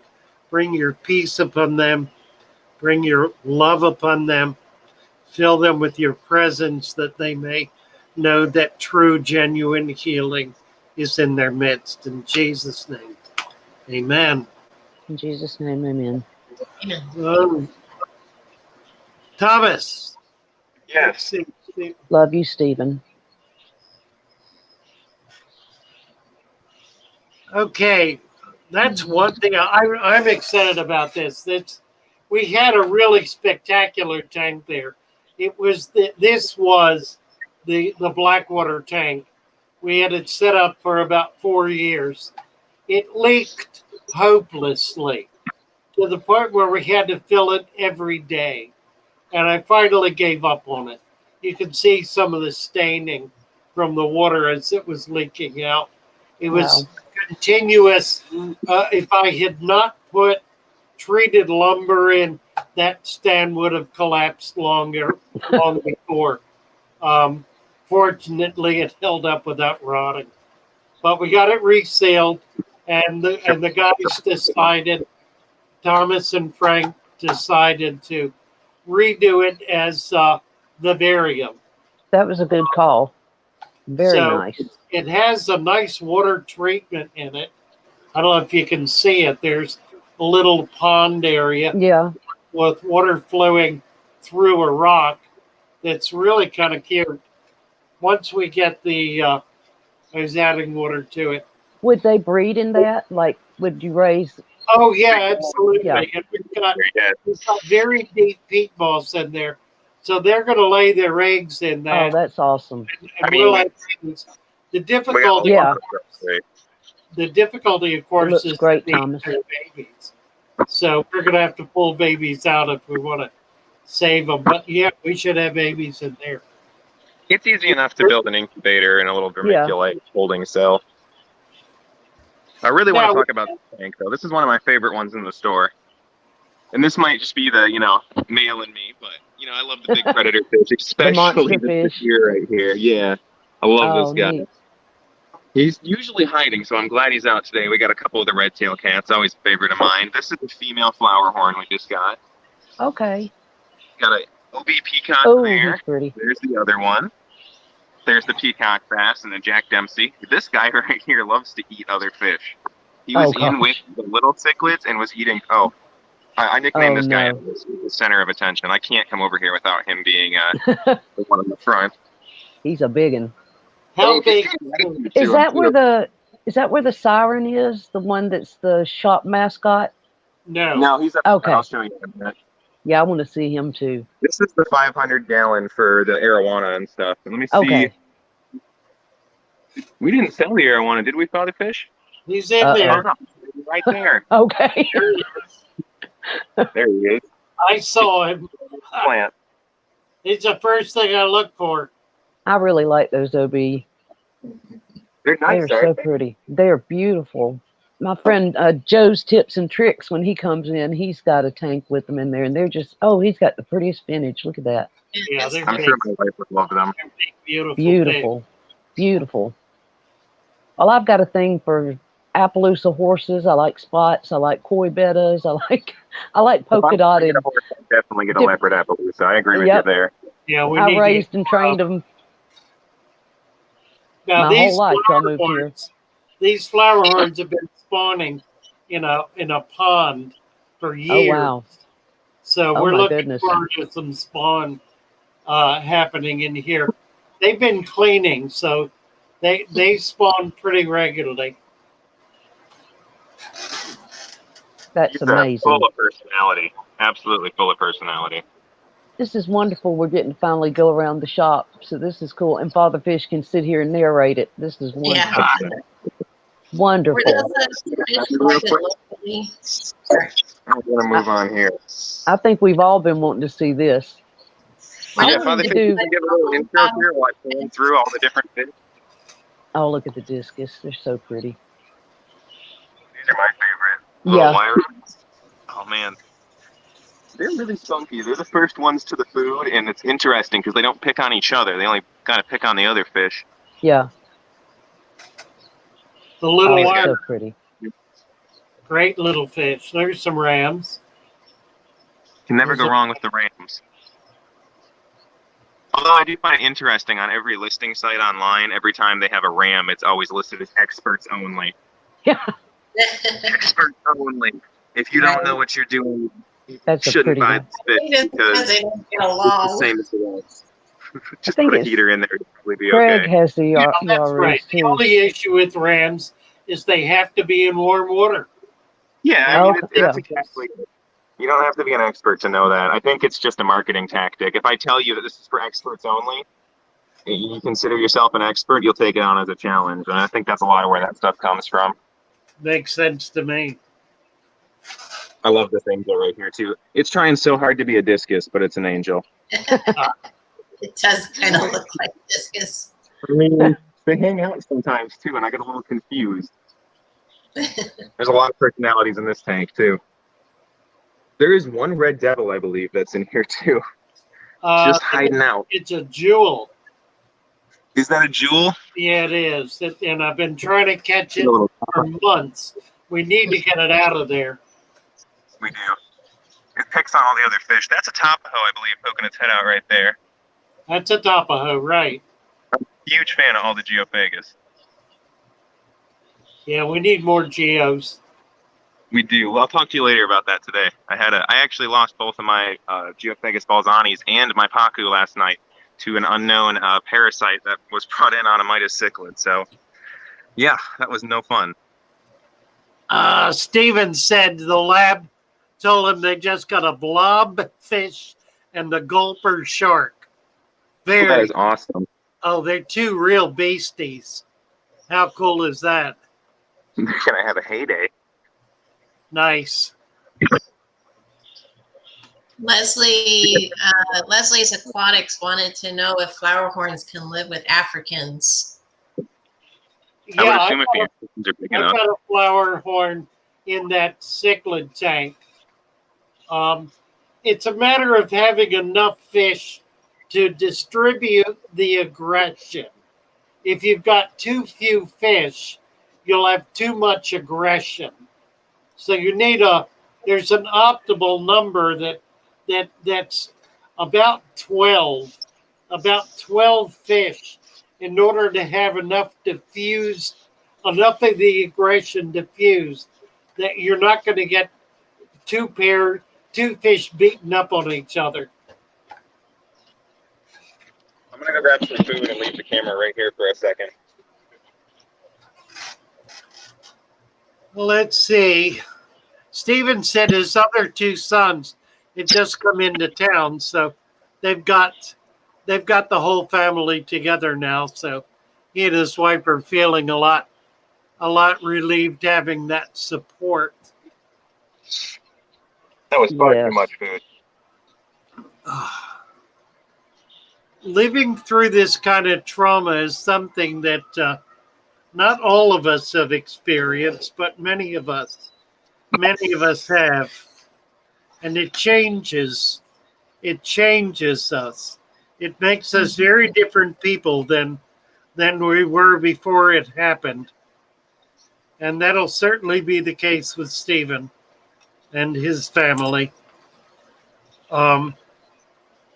Stronger, almost certainly, but also deeper and more heartfelt, wiser in the ways of life and death, and just with a deeper sensitivity toward others.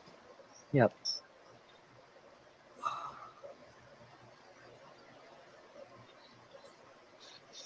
Yeah, that is cool. Misfits going on about the fish.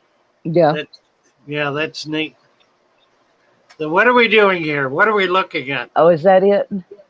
No. Weather or a dojo The loop? Loach, yeah. Oh, What I see. tank are Okay. you in? I don't know. Oh, I I'm don't. over Oh, you're I got over one on. thing I really want to show you guys. We're gonna go over there next. We need to look at the sirens too at some point. Well, okay. Oh yeah, Look go at the sirens the way first. you're going. Go Okay, go yeah. where you were going. Hi, First of all, Betsy. I want to apologize for my sacrilege, but the children love me for it. Where in the world are we? I don't know where we. Oh right. The Okay. Yeah. goldfish. So I this have, is okay, the let me tech. list off all the fish in here when he gives me a second. Yeah, go ahead. We have one of every plant in the store, as close as I can get to it at least. I have 2 goldfish in here. I'm not good at goldfish, but I have these crazy blue mollies. I have swordtails. I have tangerine mollies. I have a whole bunch of giant danios, 2 upside down catfish, 2 plecos, 2 yo-yo loaches. I think there's one dojo loach in here, and then there's 1 Siamese algae eater. I think he's still in here. So we got a jam-packed tank, and we're using all that fish poop to grow these plants. Did you see the whiptails? That's The what I whiptails? want. I've got 2 We talking whiptails. about the swordtails, these guys? No, they're not there. Whiptail catfish. Whiptail catfish. I've got 2 Oh. whiptails. I'm going to come back and show them to you. Trying to get a good shot of these blue mollies. You guys see those? They're like legitimately blue, like iridescent blue, like a cichlid, but it's a molly. Like kind of interesting. That's pretty cool. I love these giant danios. They're one of my everything's my favorite fish, but I sound like Daniken. Daniken's always everything's my favorite fish. Oh. Which fish do you love? I can hear. Did he say Danios? Yeah, over there, these guys, those are the giant danios. The Giant Danios. Oh, big giant. fast. Yeah. Giant You know, danios. the little Yeah, ones just swim so fast. These are a crossbreed Tanganyika. they remind me of shell dwellers, but They're not a shell They're not. dweller. They're a Julidochromos crossed with, oh, and I can never remember the name of the darn fish. It's one of the more common. you saw they dug all that out, right?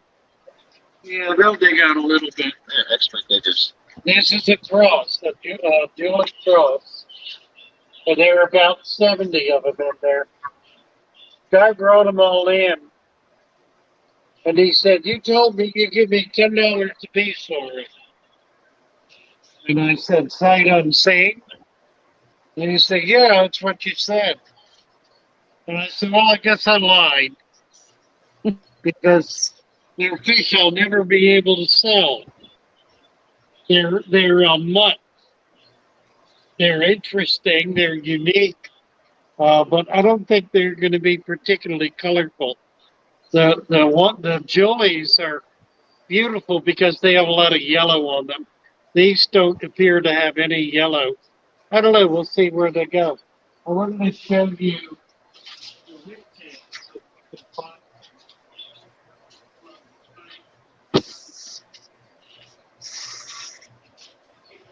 of these over there. They're in here. This may be helpful. Patrick is asking about Thomas. Is he the man that helps Father fish in the shop? I think he's just been helping out recently, Patrick. Yeah. Yeah, Thomas has been here for about 2 weeks. I don't see 2 weeks. It's been there for 2 weeks. Well, you guys saw me. I came on that first week I was here on the podcast. That was the first week I was here. Oh, right there. That is a gnarly looking catfish. Oh, I love those. Yeah, we got to get that in the other tank. Yeah, they're two. How old are those father fish? Are those fully grown now? That's a big. I mean, it's long. We're getting 25 Madagascar lace bulbs in today sometime. So We're going to try to get them going. There, we got them on two before, nothing happened with it. So this time we need to do better. We had one crew. I think we had 2 or 3 altogether because I've sold What a are you couple. looking at, Mary? One of the bunch that I got, nothing much happened. Here's the What one. did you ask on? I was saying, what are we looking at? Oh, those are the Angelicus Bodia. They're like the Angelicus. Okay. Kind of like a yo-yo, but I consider them like a deluxe yo-yo loach. They don't get as big. They're a little friendlier. Is that the striped one you're talking about? Yep. Yeah, those are nice. I love them. I have. And they stay a little of them smaller myself. than the yo-yo. They just take care of snails. Mine have all stayed pretty skinny. None of them have really gotten much bigger, and all they eat is snails. So. Oh, and they love to play dead. They'll hide in your plant and literally on their backside. And you poke them and they just swim away. Okay. So you have to feed them snails regularly? What's up? So you have to feed snails to them regularly? Well, I get a lot of plants from the wild, so I get enough invasive snails that I actually bought them out of necessity. I think they're getting enough food from that. But the tank does get fed because it has a lot of guppies. I grow guppies out of there to feed the turtle, so they can snack on the same food as the guppies are getting, or they can snack on the guppies. I think they do, so they seem to be well fed. The yo-yos that are in there are getting pretty tubby, so.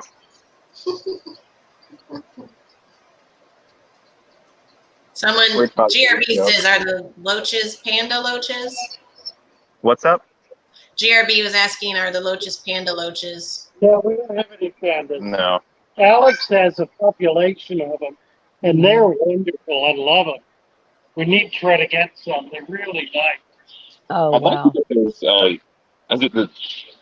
is it the zebra loach? Yeah, the zebra loach is the one that's the one I'd like to get.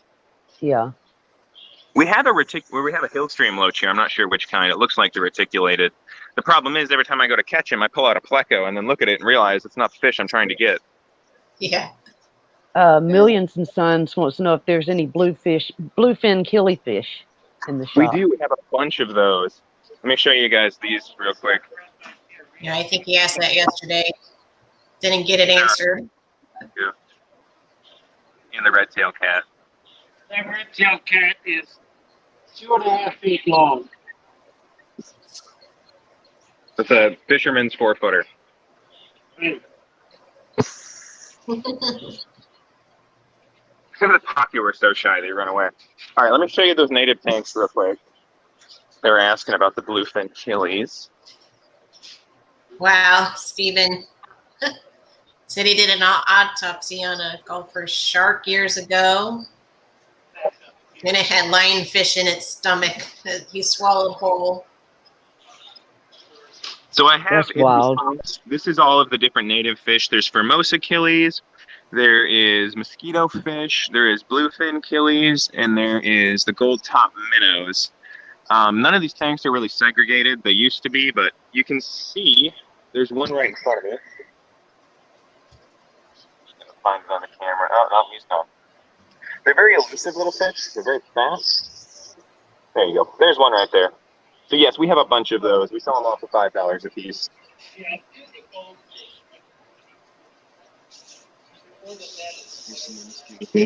Yeah, I'll do the betta wall behind me. We're at 6 minutes till 10, by the way. I love the betta wall. Yeah, everyone loves the betta wall. We don't see enough of it. Okay. I like the wall with the jars too. We don't see that very much. Yep. What's that? I want to see the numbers of them. See the wall with We the don't jars? see the shelf or of jars of bettas. Oh, that's in the back now. We got to redo that. I don't know if They're that's just showing a kind of lot. a bunch of And that's the one I'm most interested in seeing sometimes. I'm going to Millions have all of these bettas on gills by the end of the week with the associated videos. So I'll be adding a lot of that stuff in the coming week. So it sounds like you're updating the website. Oh, Chubb says slow down a little bit. That's fine. we want to see. Yeah, sometimes a little too quick. I'm going to work my way backwards slowly, and then we'll continue. He's excited. He's trying to get through because it's almost 10 o'clock. Let's see. Fishes. I gotta tell 10:30. I was going to say, I don't think you have to get off. I like that one. Oh, GRB was, or wait a minute, I'm sorry. Somebody, me and the son's asking Thomas if, do y'all have any pygmy sunfish coming in soon? Okay, so we collect those locally, so we can get those whenever. Okay. If you want to place an order, we can get some and get them sent out, though. They should still be on the store, and I think the quantity is listed at like 20 or whatever. Okay. We don't have any on location at the moment, but it's easy enough for us to get them. That's why we keep them listed. Okay. These are my little harem. I've got I think. Oh, I love it. Here too. This is actually a mixture of a bunch of fish. There's female bettas, danios, there's a couple guppies, and they just, I don't know, they seem to live okay. They all eat the same food, so brine shrimp for everyone. Yeah. Moving a little slower. It's hard to see.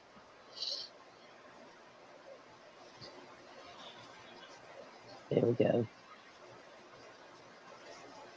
Did we get the question about checkerboard cichlids answered?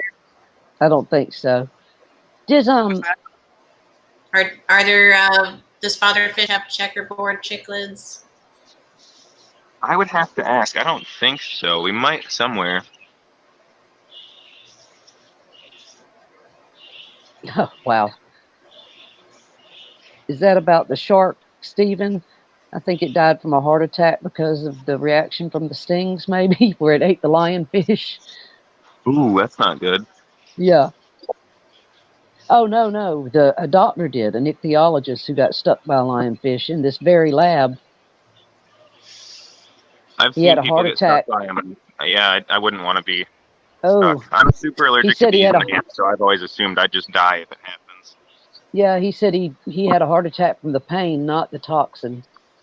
Yeah, I wear Kevlar gloves when I spearfish for those guys, and I have a little trident on the end of a spear gun. I don't even use a pole spear. I shoot them at a distance, and I have a special bucket to dispose of them with. Yeah. It's not something you want to mess around with. Oh. I know, whatever it was that Father Fish got. His hand was the size of a baseball within minutes. Oh, my goodness. Ooh, that one's pretty. This is my favorite betta. Oh, I like him. He's Uncle Sam. That's his name. That's cool. He's beautiful. Thomas, do you eat the lionfish that you catch? I do. They're actually really, really tasty. My sister is a professional chef, so I just take the spines off. She usually fillets them up real nice. And I like to make fish tacos with a little bit of like yogurt and cilantro. Huh. That's how I eat most fish. Out of lionfish. And add some lime. Good morning, Pat and Jess. Lionfish is really soft and buttery. It's actually, I mean, the disadvantage is you don't really get a big fillet off of them because their rib cage is so wide. So you're gonna, if you fill a 5-gallon bucket with them, you'll have enough to feed your family. But they're abundant, so they encourage you to shoot as many as possible. Yeah. Yeah. They have a tournament. Me too, Sam. Go down in the Keys and they catch them all, and then they catch as many as they can, and then they cook them all when they're done. Oh yeah. It's a lot more effective to spearfish for them because you can get 2 or 3 at a time if you go to the right spots. The problem is some of those spots are 120 feet down, so it becomes a very technical dive.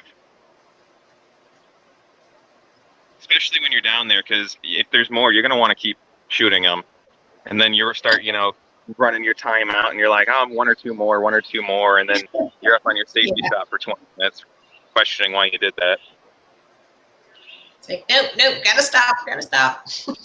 Yeah.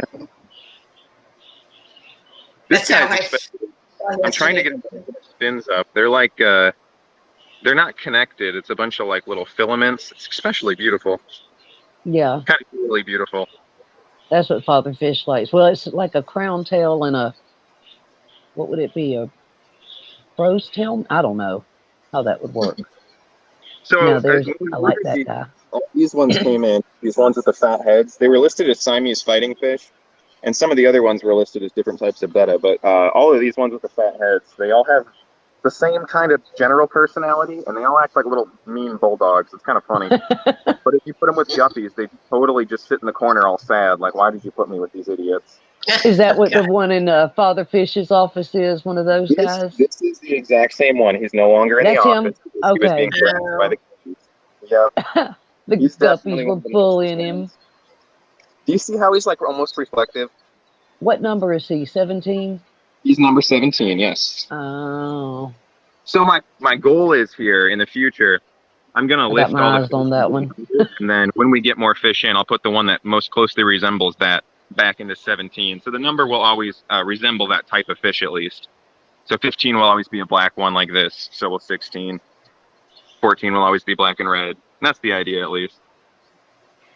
Did I show this one before? I think she was he was hiding. Oh, he's pretty. No, I didn't see it. Oh, wow. Yeah, like the old acid wash jeans, like that kind Yeah. of style. Yeah. Oh, It's he's like a pretty. banana. Looks like a banana. I like his little spot. Yeah, it's like it almost looks dirty. That's what I like about it, though. It looked like that was see-through because the background is blue. Yeah. Let me see. Try and get my hand. This one's especially large too, like especially large. Beautiful Dennis. That guy is gorgeous. I got more down here too. Well, actually, I don't. I took them all out. This is the cherry shrimp. Bunch of cherries down there. This whole wall on the bottom has become cherry shrimp. They just migrate, and we have little triplets that Ellen brought in too. So we have all different sizes. It's very hard to photograph and find the shrimplets because they're fast and tiny, and they don't like their pictures apparently. But we have the natural colored ones, the red ones, and then I have some like clearish ones that have like a red carapace. I don't know how else to explain it, and you can kind of see it in that one. So there's like 3 different varieties of them. We'll have those on the store soon too. Oh, there's one. It's interesting. He was telling me that there's 2 different hybrids, or at least that's what I understand. So if you breed the reds and the natives, you'll end up with natives. Or if you breed the reds and the blues, you'll also end up with just the generic green ones. So I guess those colors are super recessive, and you have to take 2 very colorful parents if you want colorful offspring. And it's hard to explain this because you can't really see the clear ones. I mean, the only example What I are you have. trying to get? To get more reds? Yeah, because when people buy cherry shrimp, they want red shrimp usually. If people want clear shrimp, they'll just buy ghost shrimp. So we really do want to bring out the reds in them. Did you say you can get greens? Well, the native ones are kind of they're kind of like a camouflage greenish color. There's one there on the log, the tiny one. Do you see it? Not really. But my screen looks very small. There's one there, and that's the green color. I mean, they're more clear than green, but they remind me a lot of native shrimp here. There you go. There's a good example. There's a green one and a red one next to each other, or a clear one and a red one. In real life, it's really easy to see, but because the light's significantly red, they both look red. Yeah. We're going to be setting this up. I'm not sure for what. We just got it cleaned yesterday. I'm guessing saltwater invertebrates was the plan. So this is, I mean, there's a mat of green algae growing in there. Yeah, So there are a lot of shrimp.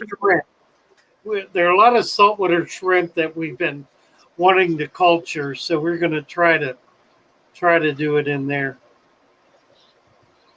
So I don't know if you guys know this about me, but killifish are some of my favorite fish, and I'm a huge fan of saltwater. So these fish right here, they bring me a lot of happiness. I get to feed them, and they, I guess they're going to be a little camera shy, but every time I stick my fingers in this tank to clean it, they think I'm feeding them, and they go after my fingertips. Yeah. It's just mildly jarring. You're like, do you have food? Do you have food? Sorry, I didn't know my camera was off. I love these guys. Oh, that's so much fun.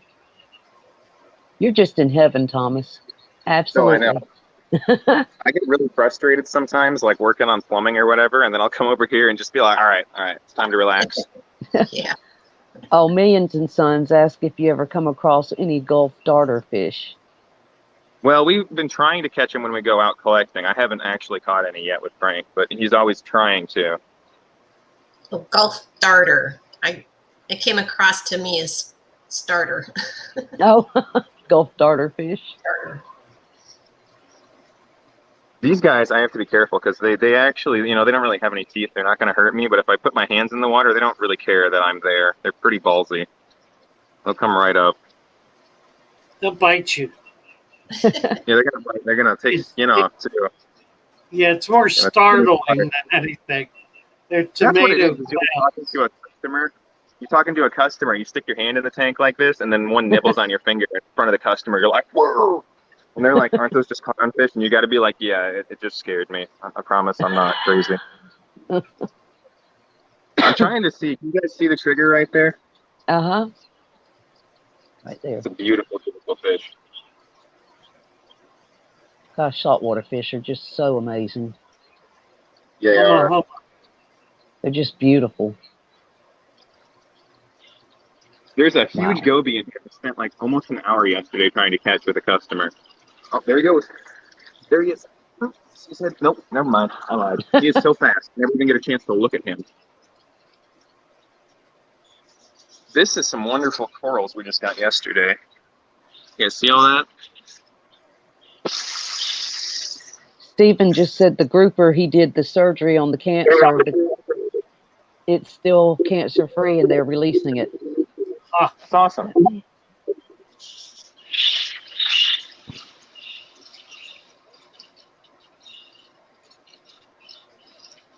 Nice.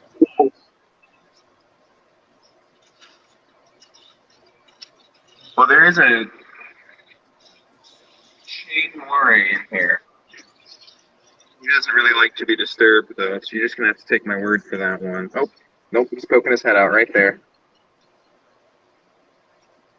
He eats whole ghost eel.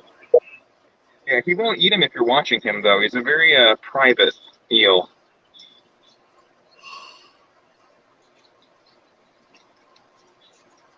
Inside of here, there's 2 seahorses.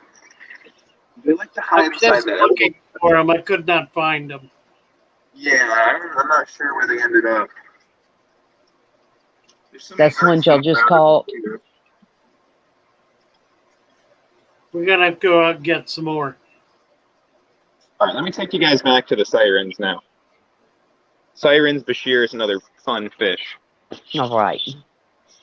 So this right here, I'm sure you guys know what that is. That's the African lungfish. That is wild. He's about a foot and a half long. And they're eating crayfish. He's got a Look big at him. Is he stalking it now? Look at him. Yeah, I normally feed this guy chunks of turkey, but I think Frank threw the crayfish in here, so I'm just gonna hope that it eats it. They're looking at, yeah, he's looking. He's lurking. Now. You'll get him. Another very shy fish. I did get to see her near the surface the other day, though. That was pretty cool. So in here we have Oh, there they are. non-aggressive salamanders. And you can see that one has a huge bite taken out of it. Oh. You can thank this guy for that. Oh, no. Yeah. So some of them get along okay, and some of them don't. Yeah. For some reason, these 2 are fine, but if I put this big one back in here, it'll take another chomp out of that guy. Not too sure why. It might just be that that is a male, and the big one's a male, and then the little one's a female, and the little one's a female. Yep, they're paired up. Yep. So they're definitely a fun thing to have around. They eat crayfish, they eat shrimp, they eat pretty much whatever you feed them, which is kind of funny because I can put the little tiny fish pellets in here and they'll try and eat it, and it's like it's never going to fill you up, man. You're going to be there a while. We have a breeding pair of plecos I moved into here. I got to get some wood for them, though. One hiding down there. These were donated by the same people that gave us all of those angelfish we saw earlier. They were breeding in that same 55-gallon with those angelfish. And let me know if I'm going too fast, guys. What kind of pleco was that again? Is that a... This is the... I believe Father Fish said it was the bristlenose. Okay, just a regular bristlenose? Like a calico or something? Interesting coloring there. Mm-hmm. I'm not too sure. The other one's almost completely black. Okay. He looks kind of fat. I thought there would be like I think it's a cross. I don't know what it is. Yeah, it's neat They're though. breeding. That's all we know because we got a bunch of babies too that ended up in a bunch of other tanks. Sharpie got that cool. Asking, is that a calico? Crystal knows. That's what I wondered. Let me see if I can get it. Tiffany says she has two like that. That's what I thought, maybe a calico. I was thinking about Sharpie showing his bristlenose the other day, and it had two different colors on it. Yeah, Olin says it's a calico. Yep. I don't irritate it too much. He asked a question and then said it, and then answered and said it is. What was that? Colin was asking, is it a calico? And then he said, yes, it is. I see millions. Got it. Millions and Sons was wanting to know if you ever have done any breeding on the Gulf. Wait a minute, was it a Gulf darter? Hold on. I've never Any been luck breeding local caught darter species or Gulf darter or stunning? Who is it? Did Roe breed darters or did she just catch them? She caught him. She didn't breed Okay. him. So this right here is a datnoid. Most people will keep these with their arowana when they get fully grown. They just take a while to grow up. And they actually have chromatophores as far as I understand. He kind of changes color occasionally. So he'll have tiger stripes on him sometimes. Other times he'll be pitch black. The number of stripes varies, apparently depending on his mood. If you put plants in there, he'll turn kind of brownish though. So he's a really interesting one. And if you look up pictures of adult datnoids, they're definitely not black. Yeah, a lot of brown. He's a baby. He'll get a lot bigger. He eats whole ghost shrimp, and he'll eat 3 or 4 at a time. Got a very big appetite for a little fish. Mm-hmm. This is the fire eels. There's 3 or 4 in here. I had some shrimp maybe coming up, but other than that, they're pretty lazy.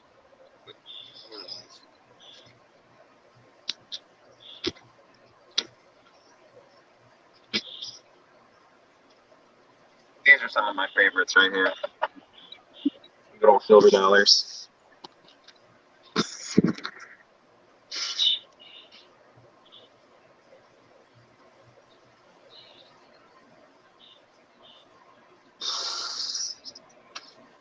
then we got our puffers down here. Am I still on the stream? Yeah. All right. Just wanted to make sure. My phone was doing some weird stuff. Yeah, you're good. I like having these guys around. Like, yeah, I can Okay. snails and Chubbs. Thanks, Chubbs. Chubbs said she did get some darters to breed in her outdoor pond. Boy, I got my shrimp from Roe, and I love them. I can't believe they're still doing good. Oh, look at the Done puffer. a lot of really nice stuff. These puffers also came from the same aquarium as all of the angels and those plecos. Yeah, Cynthia missed the angels, but she said she'll watch the replay. She had to go work. All right, we're going to move down to this bottom section here. I don't think there's anything in there. We do have a couple of Bashirs in here. Of course. They're not Now, that's what Aquarium Cop has, right? I love those. Yes. I love his videos with those. Looks like one's an albino. Yep. So cool. These guys eat mosquito fish. So they got little feeders. Actually, that's a sick little fish. Bless you. We got these little mosquito fish, and they seem to eat them. This is the spotted scat, right, fatherfish? I love the scats. Yes. Silver scat. Oh, she's pretty. Now, your other ones you've got. 6 inches long. He's pretty good size. Is that brackish, or do you have him in regular, your water? He's in hard alkaline water. Okay. They're beautiful fish. Mm-hmm. He also eats little feeder fish along with brine shrimp and little goat shrimp. Pretty much whatever you feed him. The green Is that a different kind of scat than the ones? It's really pretty. Pardon? Is that one a different scat than the ones you have in your front? I guess it's in the front your tank. It's the same fish. Same fish. That's Oh, okay. the last one. Okay. We brought it to the back so we could put the sirens up there. Oh, okay.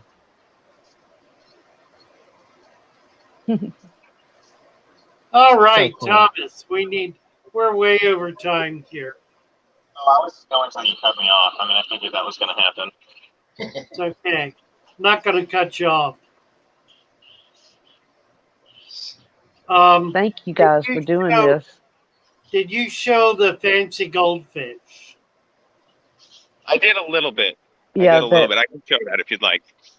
Well, I just wanted to make sure they got in there because they're pretty nice. Father Fish's fish room.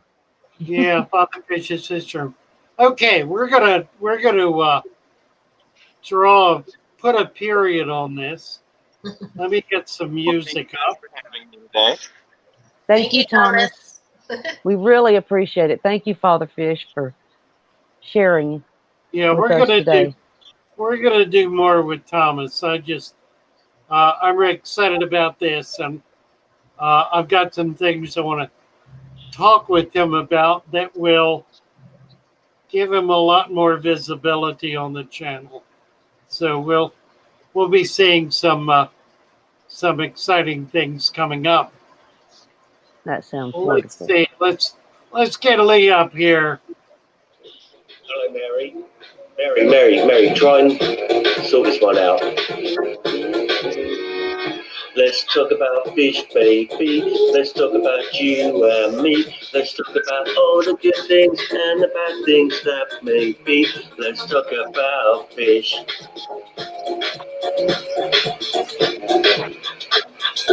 Yeah! Let's talk about fish, baby. Let's talk about you and me. Let's talk about all the good things and the bad things that can be. Let's talk about fish. Fish. Let's talk about fish. Let's talk about fish.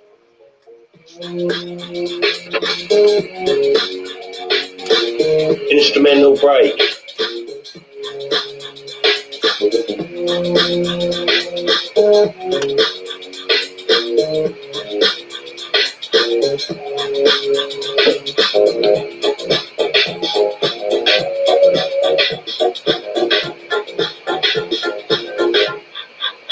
Let's talk about fish, baby. Let's talk about you and me. Let's talk about all the good things and the bad things that may be. Let's talk about fish. Let's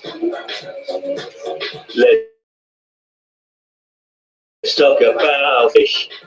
Fish. Fish. Let's talk about you and me. Let's talk about all the good things and the bad things that may be. Bye, all. Let's talk about fish. Bye. Bye, everybody. Let's talk about fish. Bye, everybody. Take care. See you all tomorrow. Thanks for popping in. Thank you, Cassie B. Thank you, Mary. And thank you, Thomas. This was great fun. We got to do a lot of things we haven't been able to do before. And that was fun. And it's opened some new doors. So that'll be exciting. We're going to be seeing more of Thomas. We've been looking for some directions to go with the channel. And I think this has created some ideas and opportunities that are going to allow us to do a whole lot more videos that'll be topical, the sorts of things that people are interested in, learning tools and so forth. So we're going to try to get into more of that, and we're going to use Thomas for some of that. So that'll be exciting. Thank you all for coming in. Wonderful to be with you. Be sure to have Stephen's son in your prayers. We want to see him up and about and and helping his father develop this wonderful retirement online veterinarian business that he's of a mind to do. So God bless you all. Great to be with you. Good to see you, and we'll see you again tomorrow morning. Bye for now. Let's Okay. do our theme. We do have a theme song. Here we are. Here we are.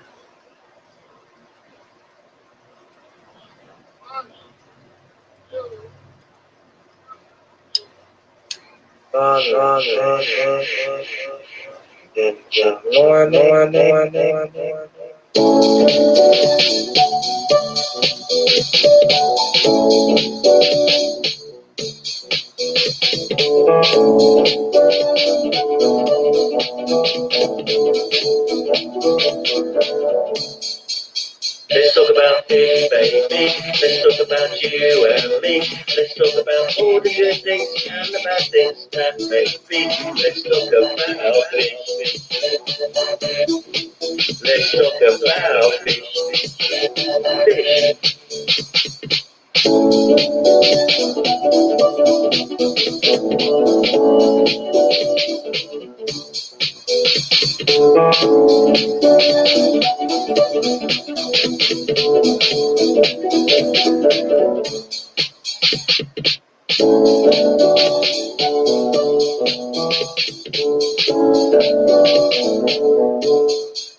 Let's talk about fish, baby. Let's talk about you and me. Let's talk about all the good things and the bad things that may be. Let's talk about fish. Let's talk about fish. Fish.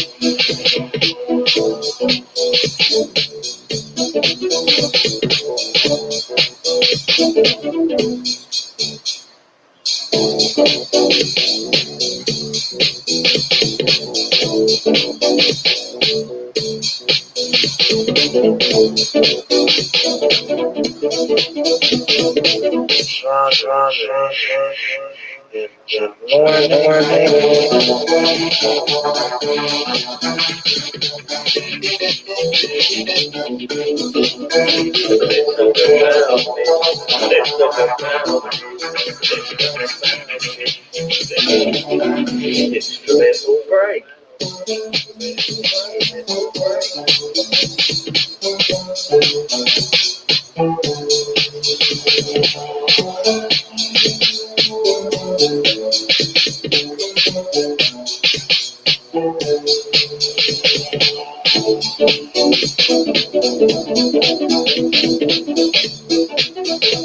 Let's talk about fish. Let's talk about fish, baby. Let's talk about you and me.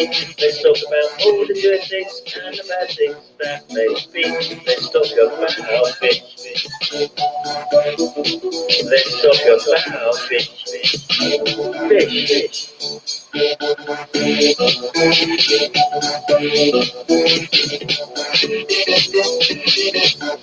Let's talk about fish. Let's talk about fish. Let's talk about fish. Let's talk about fish. Morning.